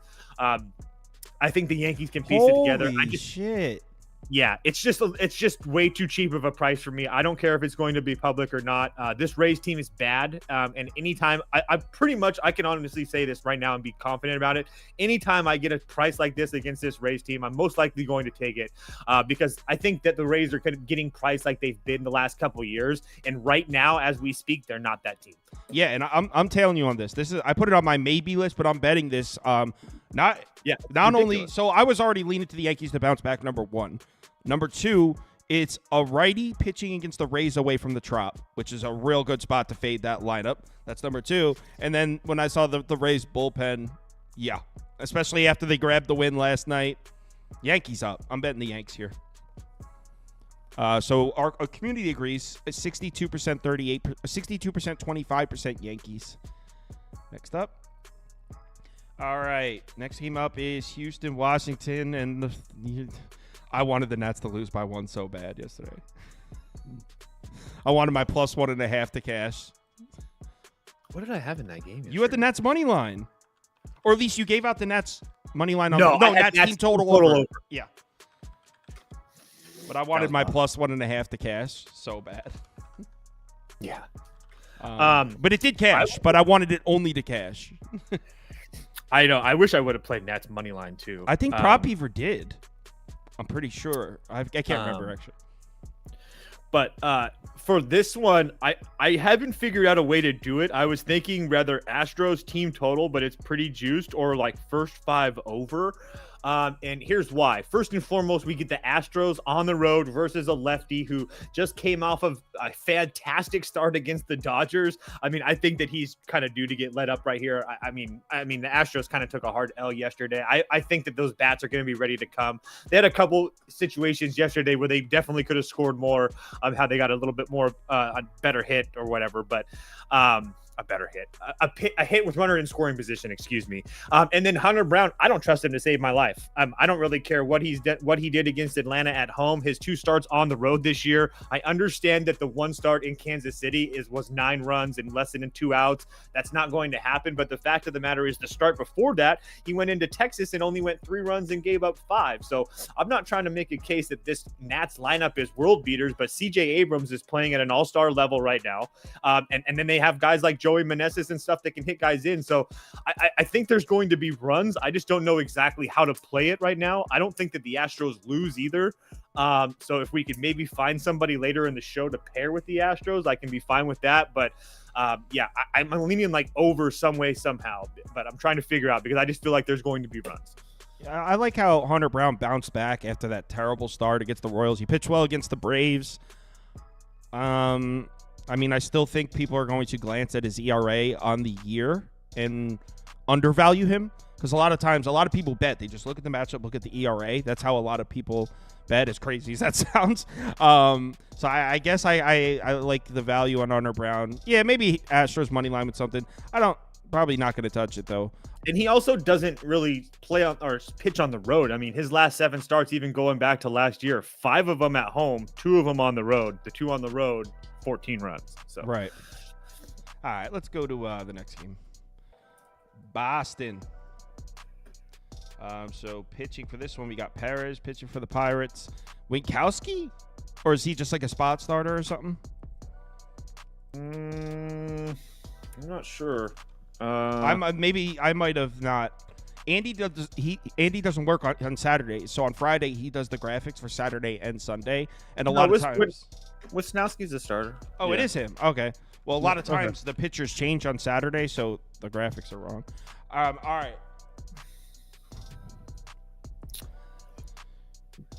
I mean, I don't know. I would love to come sharp here and bet Boston, but I've got to see their lineup first. If Casas was hurt yesterday, that would mean possibly that Casas, O'Neill, and Devers would be out of the lineup. So then that means you would be looking at a lineup with like Duran, Reyes. There's no Dahlbach. Casas. Confirmed lineup, no Casas. Where's on RotoWire has their lineup confirmed. Casas is boom. not in It was yellow 2 minutes ago. Damn it! I'm on it. I just refreshed. So yeah, that lineup is absolutely terrible. Especially that bottom with Dahlbach, Reyes, Heineman, and Valdez. Against a lefty too, like. So, and to be honest, Martin Perez hasn't been terrible this year. I mean, on the road at the Mets, 5 2/3, 6 hits, 3 runs. At home against the Tigers, 8 innings, 1 run. On the road at the Nats, 6 2/3, 2 runs. On the road at Miami, obviously he pitched well there. Everybody pitches well against Miami. And then also Martin Perez has really a lot of success against Boston. He's only faced him twice in the last 5 years, but both of those times, 12 innings total, 7 hits, 2 runs, 8 strikeouts. So he's faced this Boston team and pitched well. It'd be Pirates or pass for me. I don't know if I'm actually going to end up betting it. I'd play it like minus 125, minus 145. Yeah, I'm not in love with laying this juice like that, and I'm not really sure if I trust Martin Perez that much. So yeah, I wish I could get to Boston here. I was hoping one of those bats were in there, but I just can't do it. I mean, I understand Ref Schneider's pretty decent against lefties. He's a lefty killer, but you're asking a lot when you're taking those other bats out of the lineup. I'm seeing Caesars has this at minus 155 now, so the Pirates are getting it. I'm not going to bet this, but I think the Pirates win the game though. If you're irresponsible in building parlay, here's the reason that I wanted to take Boston is that what have we talked about early in this season about how the Pirates started out hot, and if you remember, they've been bad. Well, check it out. Their last 5 games: 2 runs, 1 run, 1 run, 1 run, 3 runs. So as if this Pirates offense is dead. I mean, this would be a really sneaky spot to bet Boston. I don't know if I can do it. I'm not doing that. Hell no. Pirates are pass for me. Next up, White Sox Phillies, and this is the game I just used as an example. The Phillies already took 2 games in this series, so they already won this series. They travel to Cincinnati to play a much more important series at Great American Ballpark tomorrow. Now, I'm not saying let's bet the White Sox. I'm just saying that's an example of a spot. If it wasn't the White Sox, if they were playing, let's just get an example of a team that's not completely pathetic.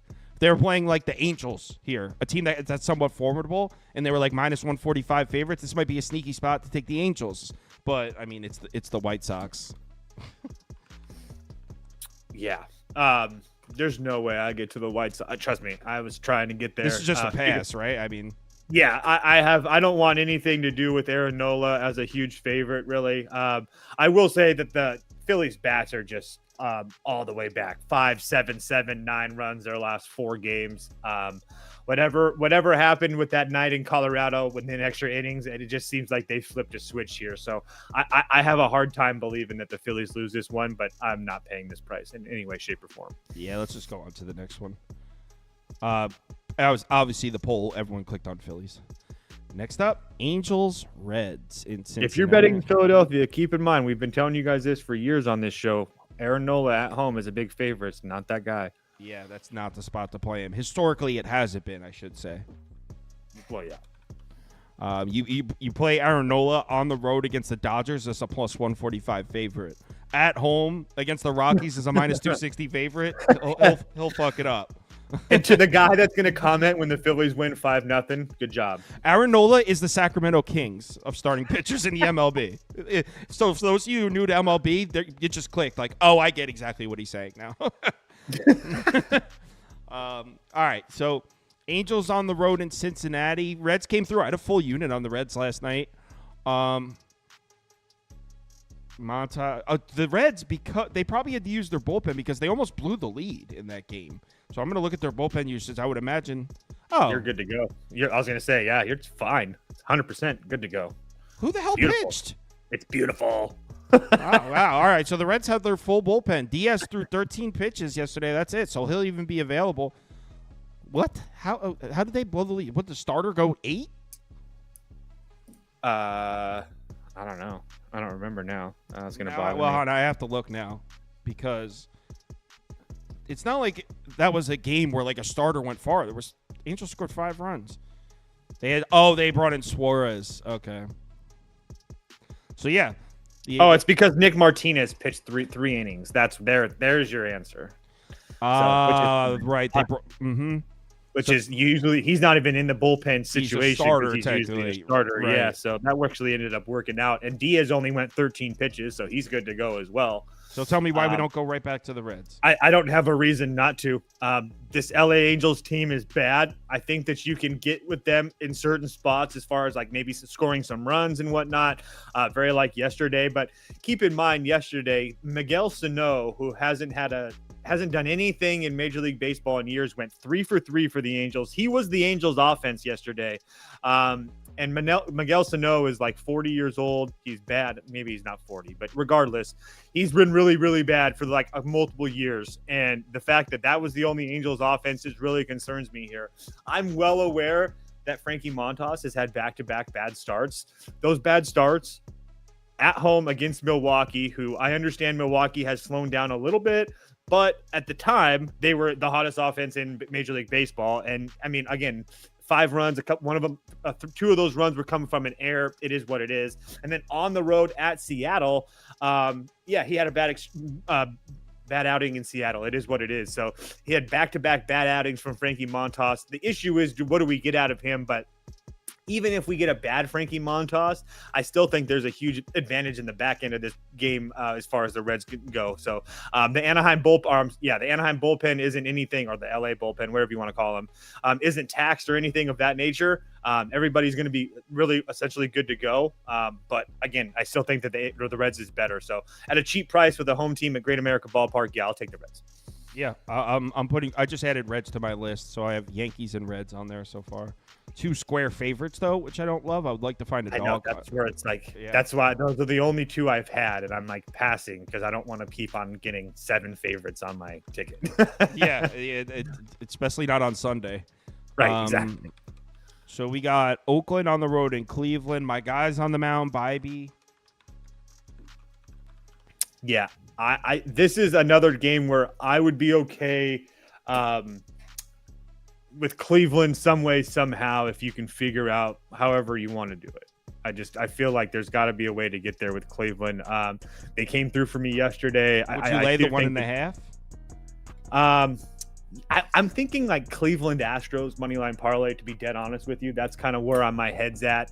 This Cleveland team has been really, really good, and they've been pretty much good all year. 15-6 on the year, 7-3 their last 10. I know they had a little bit of a blip there, a little bit back, but since they lost those first 2 games to the Yankees, they came back and won in extra innings, and since then they've only lost 1 game, and that was that 1 game on Wednesday in Boston where they didn't score a run. They lost 2-0. Besides that, they're scoring runs at that pace that they were doing regular in the season. 6 runs, 5 runs, 10 runs, that 0 runs I talked about, and then the 3 previous games before that, 10, 6, and 8. So this Cleveland offense is absolutely rolling. Ross Stripling is a sieve, a bum, gas can, whatever analogy you want to use for a bad pitcher on the mound. That's what he is. I think the best is you're going to see is what he did against Boston earlier in the year, where he went 7 innings, gave up 1 run. You're not going to see that again. He's faced this Cleveland team earlier this season with his first start. He gave up 5 runs. I think it's going to be something similar to that. He faced this Cleveland team in 2022. He gave up 5 runs in 4 innings as well. So I just think that Ross Stripling's bad. bad. Tyler Bybee isn't as bad as what we've seen. I understand that he hasn't looked good at home because his one home start, he got absolutely throttled. One start. By the White He Sox. was good as fuck at home last year. I know. I'm just mentioning it when people say, well, you didn't mention Tyler Bybee's bad start at home. I One just mentioned start. it. I'm well aware of it. It doesn't really matter to me. Cleveland should win this game going away. Yeah, and what he's saying by that is, so Tanner Bybee was excellent at home in Cleveland last year, and he had one home start this year, and it wasn't good. So if you look at his splits on ESPN or on Fangraphs, it looks like he's terrible at home, but he's had one home start. Last year he was excellent at home. So I like maybe what about Tanner Bybee to record a win? There's another one. I always forget about those, but yes. Pop Beaver put me onto that market, man. I know Pop Beaver does put me on that one too. Yeah, so I would have never started betting that if he never told me. Yeah, I would have never even thought to bet it if it wasn't for him. So me neither. I wouldn't even have known it was there. Yeah, so let me look at the odds on that because that's my pick for this game, and I'm actually going to add that to my list. But all right, Tanner Bybee to record a win. Pitcher props. Where the hell is it? Probably plus 140. Plus 140. I love it. I absolutely love it. Bybee, record, win, plus 140. That's my pick. That's mine. Ain't nobody using it. Nobody can use it. Bybee, record, win. Just adding it to my list. All right. Cool. I wish Beaver was watching the show and he posted that without telling. That'd be funny. That's the thing. That's another thing. Probably won't even watch. But I guess if you know what though, like I could be a lot to take in. He sits next to me 60 hours a week on his day where he's not working. I wouldn't either. The last voice he wants to hear is this one. Like he's probably sick of this voice. Where he's like, the last thing I want to do is listen to Kyle Kirms talk right now. Makes sense. It makes sense though. All right.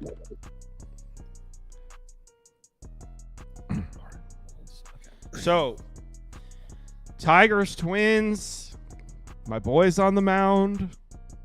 Tell me we shouldn't take the Tigers at plus 100. Or less. Are you a Varland guy? I am. I knew it. No, I'm sorry. I'm not like a. You were I talking, thought that you bet him once because I remember you guys, you had like you and your whole squad were rooting for him in the Discord one day.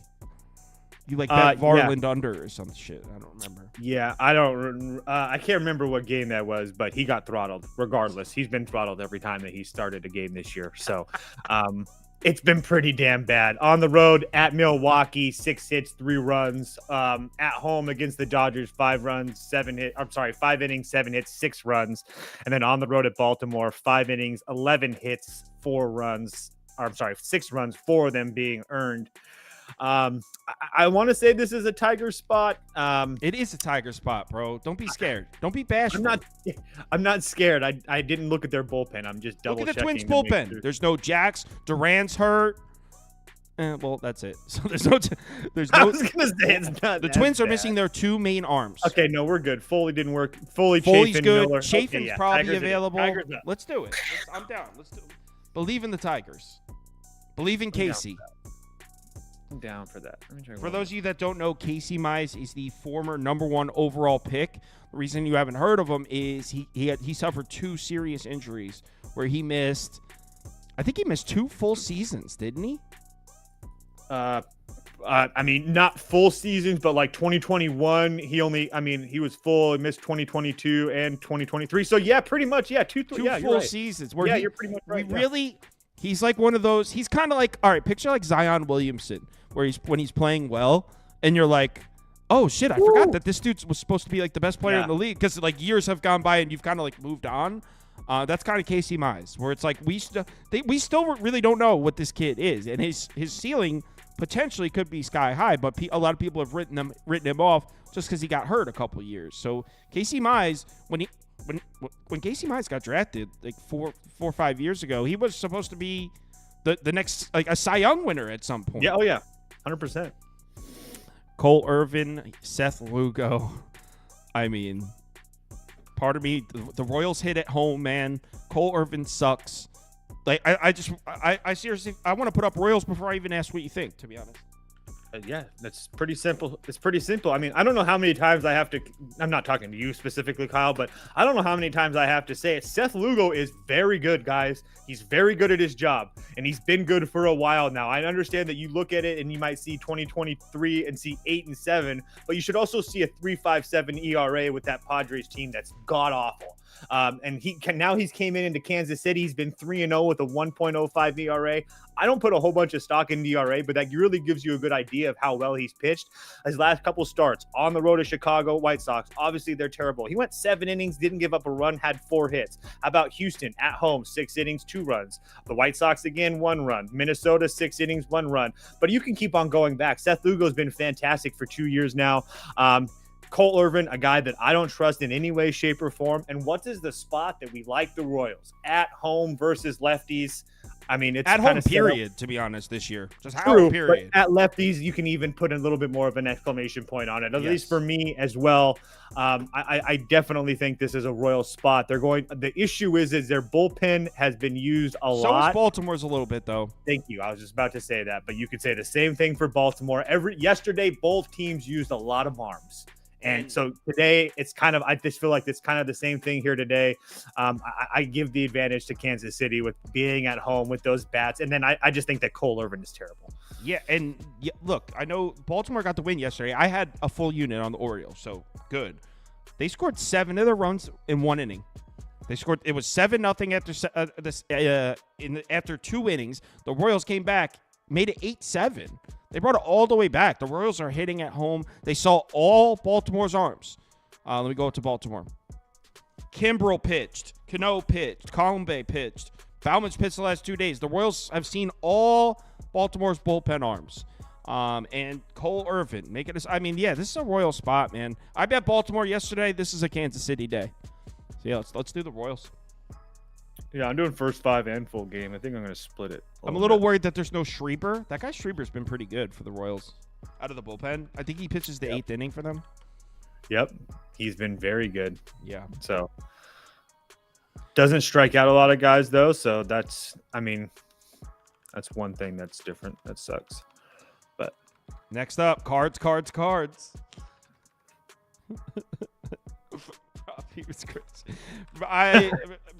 The cards don't look great. I mean, no, they don't in any way, shape, or form. I thought the Brewers' bats were kind of dead. The Cardinals, Michael has brought them back to life yesterday. Sonny Gray's making a home start. Yeah. I don't know. I don't really know how to cap this one. To be dead honest with you.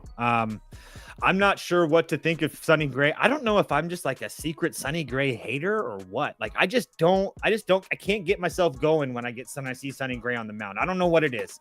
It's just not the type of guy that I'm not trying to back right now. So I understand that Colin Ray hasn't been particularly fantastic, but at the same time, he's faced Baltimore, Seattle, and the Mets this year. I understand Seattle isn't fantastic, but Baltimore and the New York Mets are a pretty damn good baseball team, and he faced those 2 teams on the road. And both of those teams, didn't he shut the Mets down? Yeah, he shut the Mets down. He went 5 innings, only gave up 1 run. On the road at Baltimore, 5 2/3, 5 hits, 3 runs, 6 strikeouts, only 1 walk. So he's pitched kind of well. So to be honest with me, like I'm just going to take the plus money with the Brewers, whatever it is, and take my chances there. Look, I'm not trying to make a case that let's make sure I didn't miss the Cardinals bullpen really quickly. That feels like a really public dog. I don't like that. I'm not going to bet it, but there's no way I bet the Cardinals. That's just plain and simple. I thought maybe like after the game we just saw. How about this, Toast? After the game we just saw, this total's at 7.5, a sharp under. Yeah, my uncle's on the under. I get that. You know what? I'm putting that on. Why is it totals at 7.5 with Colin Ray pitching? We just saw what, like a 13-6 game between these 2 teams? Sonny Gray at home. I could see him pitching a gem. Cardinals bats inconsistent on Sunday afternoon. Under, man. This is a super sharp under. Yeah, Milwaukee should have everybody in the bullpen too. And how is this series between Brewers and Cardinals with Colin Ray making a road start and it's 7.5 juice to the under? You got to pay minus 115 juice to get it. Oh shit, yeah, and it's moved down. Yeah, because he put 2 units on 8. I'm betting this on. So your uncle's onto something there. I'm taking. he ain't on this shit. He ain't on this shit. He sucks. I'm taking the under. All right. So 62% of you said the Brewers, and I'm not saying when I said I don't want to take it's a public dog, I didn't mean like you're wrong. I'm talking community. I'm not saying you shouldn't be betting Milwaukee. I was just talking about me personally. I didn't want to. Why is it? Just seems like they're that line. It doesn't feel. It feels too easy, kind of. Marlins on the road in Wrigley. Cabrera I pitching. think Sonny Gray gets a lot of respect.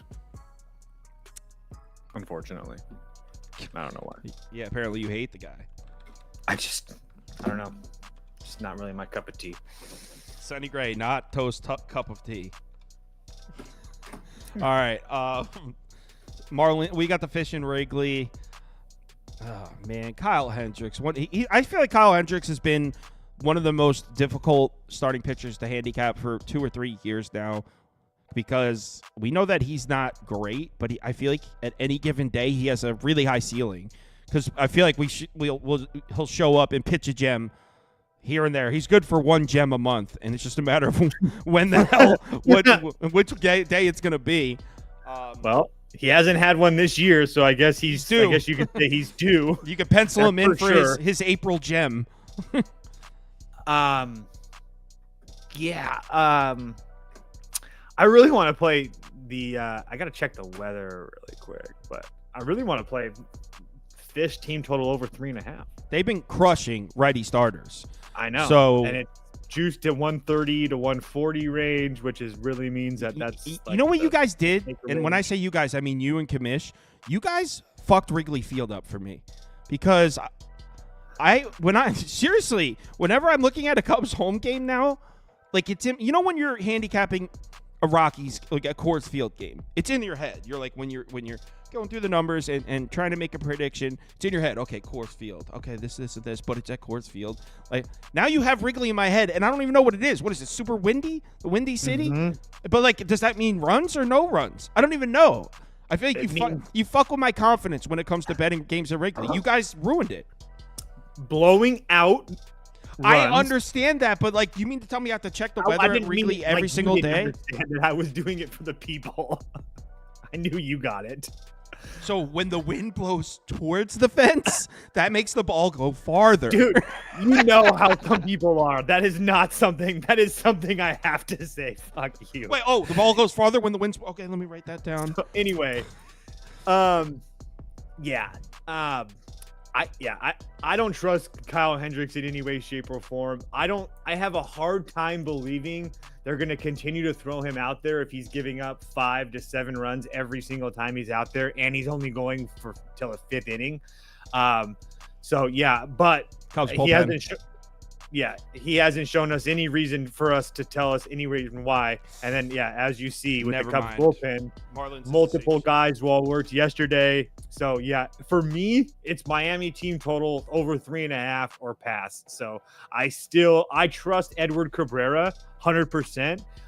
But he didn't look good his start in Wrigley last year. Not to mention the fact that he's only had 1 start under his belt, but his 1 start that he did pitch, he looked fantastic. Again, it was against San Francisco. They're terrible. So there's layers to this, but that's why I can't really get to the Fish as a side. But yeah, I do think that their bats could get to work. So the weather is kind of weird, though. It's not a very good scoring environment. The wind's down.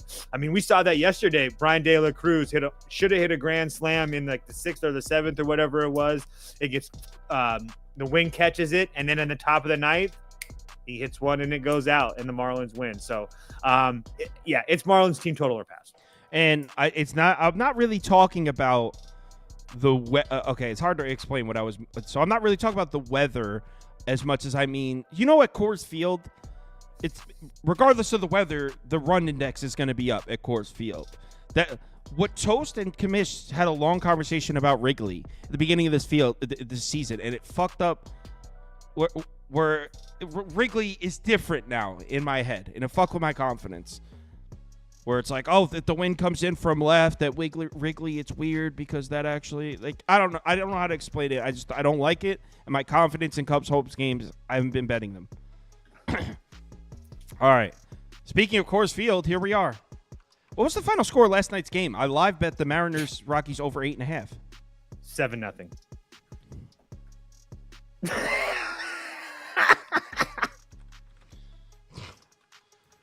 Damn. Rockies got shut out. I know, dude. It's so bad. I mean, not that I matter. I didn't have any money on them or anything, but it was. I gave out 4 props. 3 of them cashed in the first 2 innings, and my other prop was Elias Diaz. The Rockies had 3 hits. He had 1 of them, and then in the 9th, he was up with a guy on second, and they fucking hit him. And I was like, "Are you kidding me?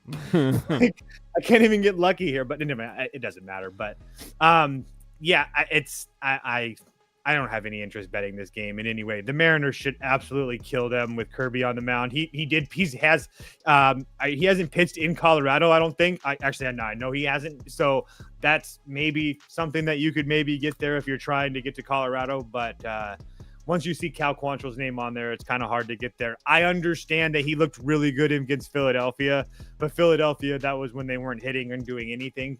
Any way, shape, or form. It's a day game. Seattle's a nocturnal lineup. They're scared of the sun. Prop Beaver told us.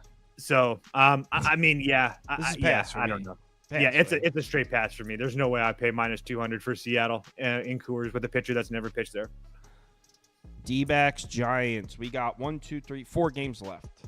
I am so stupid. I am so sorry to anybody that I gave out this Arizona pick. I am so fucking stupid. I've been telling you guys all year Zach Gallen sucks. I don't know what I was thinking. It was Gallen? So stupid, and I am so sorry for anybody that tailed that dumbass pick of mine. I am so sorry. I don't know if I've ever seen you bet on Gallen before. The fucking Giants were just so bad, and it's just so stupid. I am just so dumb. So dumb. I've been saying that Gallen was going to get lit up. And the first time I back him, he just fucking get lit up. He got rocked yesterday. I didn't watch the second of the game. Fucking leadoff home run to Young Hoo Lee, 2 more home runs. And then in the top of the 5th or the bottom of the 5th, he gets 2 quick outs. Who was it? Wilmer Flores gets a single, and then Patty Barrels puts one into a freaking canoe. Fuck you, Zach Gallen. Just fuck you. Wilmer Flores is a hell of a ball player. He's got the determination of a lion. Former I like Met. him because he walks up to the Friends theme song. Does he really? Yeah. So do you have a lean in this one? I usually am down to fade Merrill Kelly away from the desert, but if the Giants just got to Gallen yesterday, that makes me think maybe they won't get to Kelly. I know there's not probably much logic behind that, but like I don't know if you can count on the Giants lineup getting to 2 righties in a row because that lineup's been so bad against right-handed pitching. So they got to Gallen, okay. That would lead me to believe that Kelly might pitch well. Yeah, I think that he does. I really want to. The issue is he doesn't pitch well in San Francisco. 22 and 23. So last year and the year before that, 2 starts in San Francisco, 9 2/3, 19 hits, 13 runs. It's been really, really bad for Merrill Kelly. I'm on board with that, but just what we know about the Giants lineup and the way they hit right-handed pitching, is it realistic to think, hey, the Giants are going to get to Gallen and Kelly in back-to-back games? No, I feel like that's I was crazy. I was going to keep going and say that if you look, though, up and down the lineup, none of these guys have really good numbers off of him in any way, shape, or form. Wilmer Flores, who we just talked about, him and Michael Conforto have the best numbers. Wilmer Flores is 5 for 22 against him. Michael Conforto is 3 for 11 against him. That's 273 batting average. That's the best you're going to get. So I trust Merrill Kelly. I trust him at home. I trust him on the road. I trust him anywhere. I mean, I truly do. He's been really good for the last 3 years. Going back to 2022, Merrill Kelly's been absolutely fantastic with an ERA under 3.4. That's just absolutely solid. Like there's not very many people guys can do that over a 3-year period. Jordan Wicks has been really good for the Giants, though. There's no question about that. He's had 4 starts this year. He's 2-0 in those starts.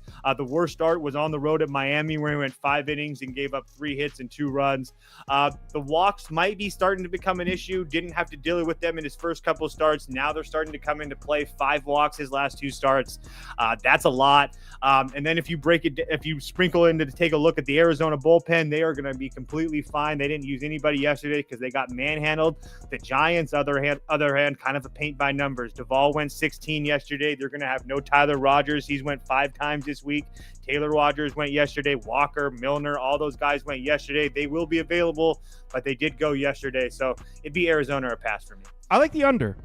I think Kelly's going to pitch well, and Hicks has been really good. Arizona's bats on the road. Arizona's bats against a righty. I like hitting Arizona at home against lefties. So it's the opposite on both fronts. You know what? It would probably be an under or a first 5 under. I think both starting pitchers pitch well. Toast just said that the Arizona bullpen is in good shape. Let me check the San Francisco bullpen. Ooh. I just went all over that. Were you not listening to me? I was looking at the prices on the unders.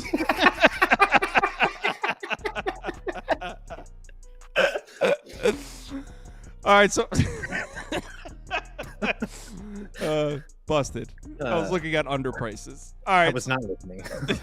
All right, let me look at the team total for the Giants then. How about that?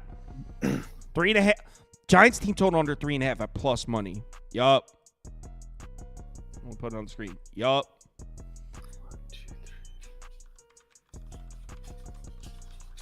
They've only hit that in 5 of their last 10 games, too. Yeah, this team. They 1, 2, got to 3, Gallen 4. yesterday. One of the worst lineups in baseball against righties. Got to Gallen yesterday. Fade them against Kelly. So Giants team total under 3.5. I wrote it down on my sheet. Oh no, I didn't write it down on my sheet. Now I wrote it down on my sheet. Okay. Next up.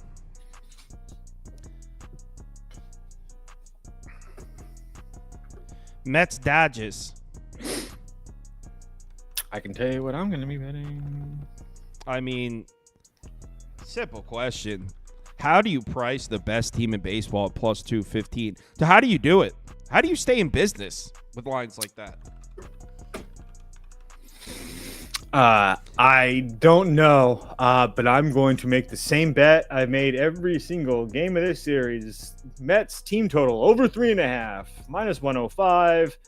You can spend that money now. No, I'm just kidding. But I really do like it. I'm going to continue to play Mets team total over 3.5. I just think that this offense is absolutely rolling right now. I'm going to go through their last 10 games really quickly, starting with the far back. 5, 16, 6, 7, 2, 6, 3, 9, 9, and 6. This team is absolutely rolling right now. I've never been afraid to fade Tyler Glass now, and I'm not going to be afraid to do it here today. The Mets are just absolutely rolling right now. And keep in mind, I said this yesterday. I've said this the last couple of days. The Dodgers are not playing good baseball right now. I understand that Tyler Glass now is very good. Well aware of that. The Dodgers are 3-7 with a $1 billion payroll their last 10 games. 3-7. So you can make a case and say, oh yeah, the Dodgers are due, but you can be saying that for the last week as well. Dodgers also, Joe Kelly, Ryan Brazier have worked back-to-back days in their bullpen. So it's not even, I mean, they only pitched 9 and 7 pitches, but still back-to-back days against the Mets lineup that's absolutely red hot. So even if even taking out Alvarez, I don't even worry about that. Narvaez has been just fine. And not to mention the fact that the Mets could have had even more runs yesterday. Again, the Dodgers left the bases loaded too. The Mets, that's what people were talking about, is the Dodgers leaving the bases loaded. The Mets had second and third, 1 or 2 outs multiple times as well. So, it's not the bases loaded, but it's pretty damn much the same. Second and third is the same. So, Mets team total over 3.5 for me. I'm going to continue to trust this offense. Yeah, it'll take you. I got to scroll there, but Mets money line, Mets plus 1.5, Mets team total over. However you want to bet them at this price, how do you not take them? I know it's Glass now, but Glass now hasn't looked untouchable, and the Mets are playing as well as any team in Major League Baseball right now. And the reason, when I was first looking at this, when I first saw the price, I was like, the Mets bullpen must be in bad shape. And it's not entirely true. They should have their 3 main arms. But they have all the guys you want. But the Dodgers just saw them all, which is okay. But the same thing goes for the other side. The Mets have seen all the Dodgers bullpen arms as well, and a couple of them might not even be available. So you got to take the Mets at this price. Took the Mets. Actually, I don't think I bet the Mets yesterday. I bet them 2 days ago. I had Mets or pass yesterday. It would only be Mets for me. I think you had Mets 1.5 yesterday. Did I have it on the ticket though? I think When they were losing, they were winning or whatever, you were like, "Don't you wish you had plus 1.5?" Oh yeah. Like, I don't. I think you're right. I was right again. Next up, Blue Jays Padres. Sorry. Oh. Yeah, I'm mad. I forgot to put the Blue Jays on the ticket yesterday. Yeah, you loved them. You were like, I'm all about I know. Toronto. It was just an accident, like a pure accident. Like, felt bad. That Anyone said, who though, watched the live show got it because you were like very clearly confident about the Blue Jays yesterday. yeah. Honestly, I actually like the spot for the Padres here. I think they bounce back. I think their team total is probably a better look here at over 3.5. But I would play them on the money line as well. I think I'm going to do the team total though. First and foremost, I trust Joe Musgrove. I understand that he doesn't have the best numbers, but he looked pretty bad his first start against the Dodgers and then the Giants. It is what it is. The Dodgers one I don't really put too much into. It was in Korea. But then he came back. He pitched really well against St. Louis. And then the game against the Cubs, it says he gave up 4 runs. He left the game with the bases loaded and 1 out. I wish that he would have stayed in to try to get through it. They were trying to win a ball game, but Cosgrove comes in and he gives up a grand slam. So all 4, or at least 3 of those runs are charged to Joe Musgrove. So again, I'm not trying to make a case that he pitched fantastic against the Cubs in any way. I'm just saying that some of those numbers aren't what they may seem. And then on the road, 6 innings on the road against Milwaukee. And keep in mind, at the time, Milwaukee was rolling, had just beaten Baltimore and whatnot. He went 6 innings, gave up 3 runs there on 7 hits. So I do think that this Toronto's bats are starting to heat up just a little bit. But I also think they've been gifted a couple runs the last couple of nights against the Padres as well. A couple home run balls. That first night, it was a couple of CNI singles and bad defense that led to multiple runs in the innings. But the thing is that Toronto's not stringing runs together multiple innings, and that's what concerns me about that offense. And I also think that Chris Bassett's due to kind of get hit up a little bit. What do we know about Chris Bassett? Fade him on the road, bet him at home. His last 2 starts have been at home, and they've been fantastic against the Yankees and Mariners. 13 total innings, 9 hits, 2 runs, 13 strikeouts, 6 walks, though. That could be concerning. And then, but his 2 road starts, complete opposite. 9 innings against the Rays, who are terrible, and the Astros, who are terrible. 9 total innings, 8 runs, 9 strikeouts, 5 walks. It hasn't been very good for Mr. Bassett on the road. He does have a really good history against this Padres lineup, but I think that the Padres wake up here today, so I'll be on the pods. And yeah, Toe said it. If you have been blindly betting Chris Bassett at home and blindly fading him on the road the last several years, you are up significantly. And especially Chris Bassett making a road start after multiple consecutive home starts is an ultimate sell high. Sell your Bassett stock. I forgot the cherry on top if you were on the Padres side. Romano, Garcia, Swanson all worked back-to-back days. Oh, I'm sorry. Swanson didn't work back-to-back days, but he pitched 20 yesterday, and I would love to see him again here. Yeah, he hasn't even looked great since coming back. No, he has not at all. That's why I said I'm sure he'll be the man at some point because he's good as hell, but he hasn't looked great. Yeah. Agreed. All right. Padres win the poll slightly, though. A lot of people bet in Toronto. That makes sense. I get it. Last bet, last game. Texas, Atlanta, and this is a pass for me. Yeah, man. This Texas team, 2 days in a row, let me down. Play their team total over 3.5. This is the one team that I haven't been able to get right as far as like their team totals and stuff. So I want to say the same thing here today. My guess is that you could probably play it since I'm not, and it's probably going to cash in like the 3rd or 4th inning. But yeah, I don't really know. Total over? Yeah, 3.5. I don't know what to think of Lorenzen. I understand that he looked good on his first start with the Rangers on the road against the Tigers. But don't put a lot of stock into that. We all know how bad the Tigers offense has been at times. And he's gotten really lit up by Atlanta. He did face them twice last year in 11 total innings, gave up 10 runs on 14 hits, only struck out 5. I think he walked more than he struck out. Oh, no, he only walked 4, but still. And I don't really know too much about this Darius Vines kid. I really don't. I know that he's been solid for Atlanta, and I know that they're kind of high on him. So I'd be curious to see how he pitches here against the former defending world champions. But again, it's going to end up being a pass. It'd be Texas or pass for me. But again, it's not a game that I'm really even trying to bet right now. Yeah, see, I'm not even putting a graphic up on the screen because I guess at Rangers, I take the plus money against Vines, but no, I'm not betting this game. It sucks because it's Sunday night baseball. You know what? It's Sunday night baseball. So, like, maybe in the Discord, let's reconvene at 6:30 p.m. Eastern time in the Discord, and we'll put down an SGP or something. I don't even think it's Sunday night baseball because it's at 3:10. And yes, it is. It's Sunday night it is. baseball, bro, on ESPN. Okay. I thought they didn't have it this week. I don't know why I had that in my head. I'm sorry. You don't know Seam, obviously. No, and you know me. I love Sunday night baseball. Yeah, that's your your thing. You like have a I hard on for I Sunday don't night. know why. That was in my head. There was no Sunday night baseball. I don't know why. Toast is such a Sunday night baseball freak. He'll be like, what do you mean you're not betting this game? Sunday night baseball. Like, dude, you're the only person in the world that gives a fuck about Sunday night baseball. But let's reconvene 6:30 p.m. Eastern time. We'll reconvene in the Discord, and we'll put down an SGP as a team. How about that? Yeah, we'll figure out something. Yeah, we'll do a hit parlay or something. Hit parlay. Yeah, let's do a hit parlay. All right, everyone, have a great day. Thanks for watching. Oh, shit, community let's do a quick rapid-fire community parlay because I felt bad.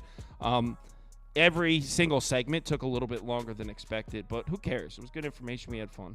We'll run through a real quick community parlay. So they like the Yankees. They like the Astros. They like the Red Sox. They like the Red Sox, and they like the Phillies. All right, first leg of the community parlay.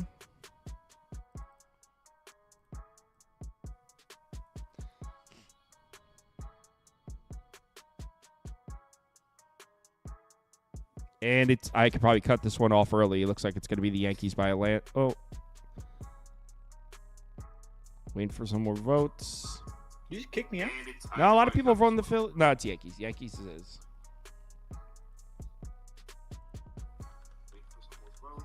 You just kicked me out? No, a lot of people voting the Phillies. No, it's Yankees. Yankees money line. I feel like we should add like the basketball teams and shit in it to NBA, but there's just way too many. That's weird. My whole thing went weird.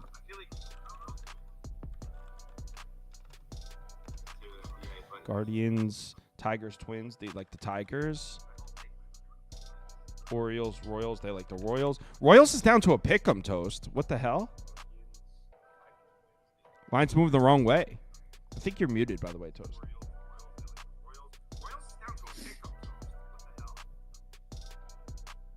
Yeah. Someone's saying, why am I hearing an echo? Toast, it didn't kick you out. You're still in here. Someone's saying, why am I hearing an echo? Oh. It's because it kicked me out. Like, I can't even, my screen's all weird. I know, but it's like You're weird. back now. You're back now. For some reason, my window closed. I was gonna say, like, I can still see myself because I opened up YouTube on my phone, but it should be good now. A weird one. What line moved again? Sorry. The Royals is down to a pick'em. That was like minus 123 when we were talking about it. Some sharp money must have came in on Baltimore. Not that it scares me off Kansas City or anything. Just letting everyone know. Yeah. So then we got Marlins, Cubs. They like Cubs. Brewers, Cardinals. They like Brewers at the plus money. Mariners, Rockies, obviously. Mariners with George Kirby. Diamondbacks, Giants. Diamondbacks, I think. I don't know.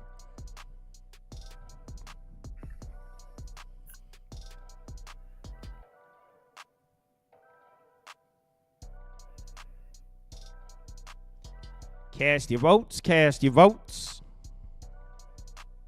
Cast them away. 5. Oh, wow, this is a close one. I should probably give it a few more seconds. 5, 4. They're dead even. 5, 4, 3, 2, 1, end poll. The winner is Brewers. Wow, plus money in there. Brewers money line. And then we got. So you guys voted for the Mets. Blue Jays, Padres. You guys voted Padres. Rangers, Braves. You guys voted Braves. And then looks like a really. How about this? Throw Mavericks money line in here because I know everyone loved the Mavs. Everyone voted for Dallas. So Mavericks money line has a chance to make the community parlay.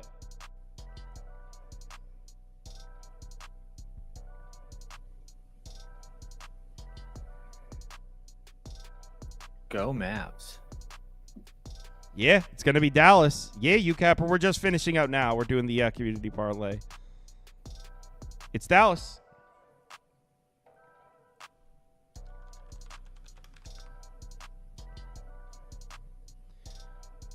Let me get the odds on that. Yeah, I can't see. Oh, you can't see the screen? Uh-uh. I don't know what happened with that. But all right, let's just do it. At least it was at the end of the screen. That's all that matters. All right, so I got Yankees, Guardian. Do you want more legs? Well, no. Yankees, Guardians. We're not listening to that guy. Because part of me was like, why don't we we'll add an NHL leg? But no. Plus 1042. Plus 1042. All right, there's the community parlay. Thanks, everyone, for watching. I'll post my top bets on the website right now. Just let me take a quick piss, and I'll post them right now. Yep, I'm doing the same thing right now. Have a good day, everybody. All right, bet responsibly. See you tomorrow.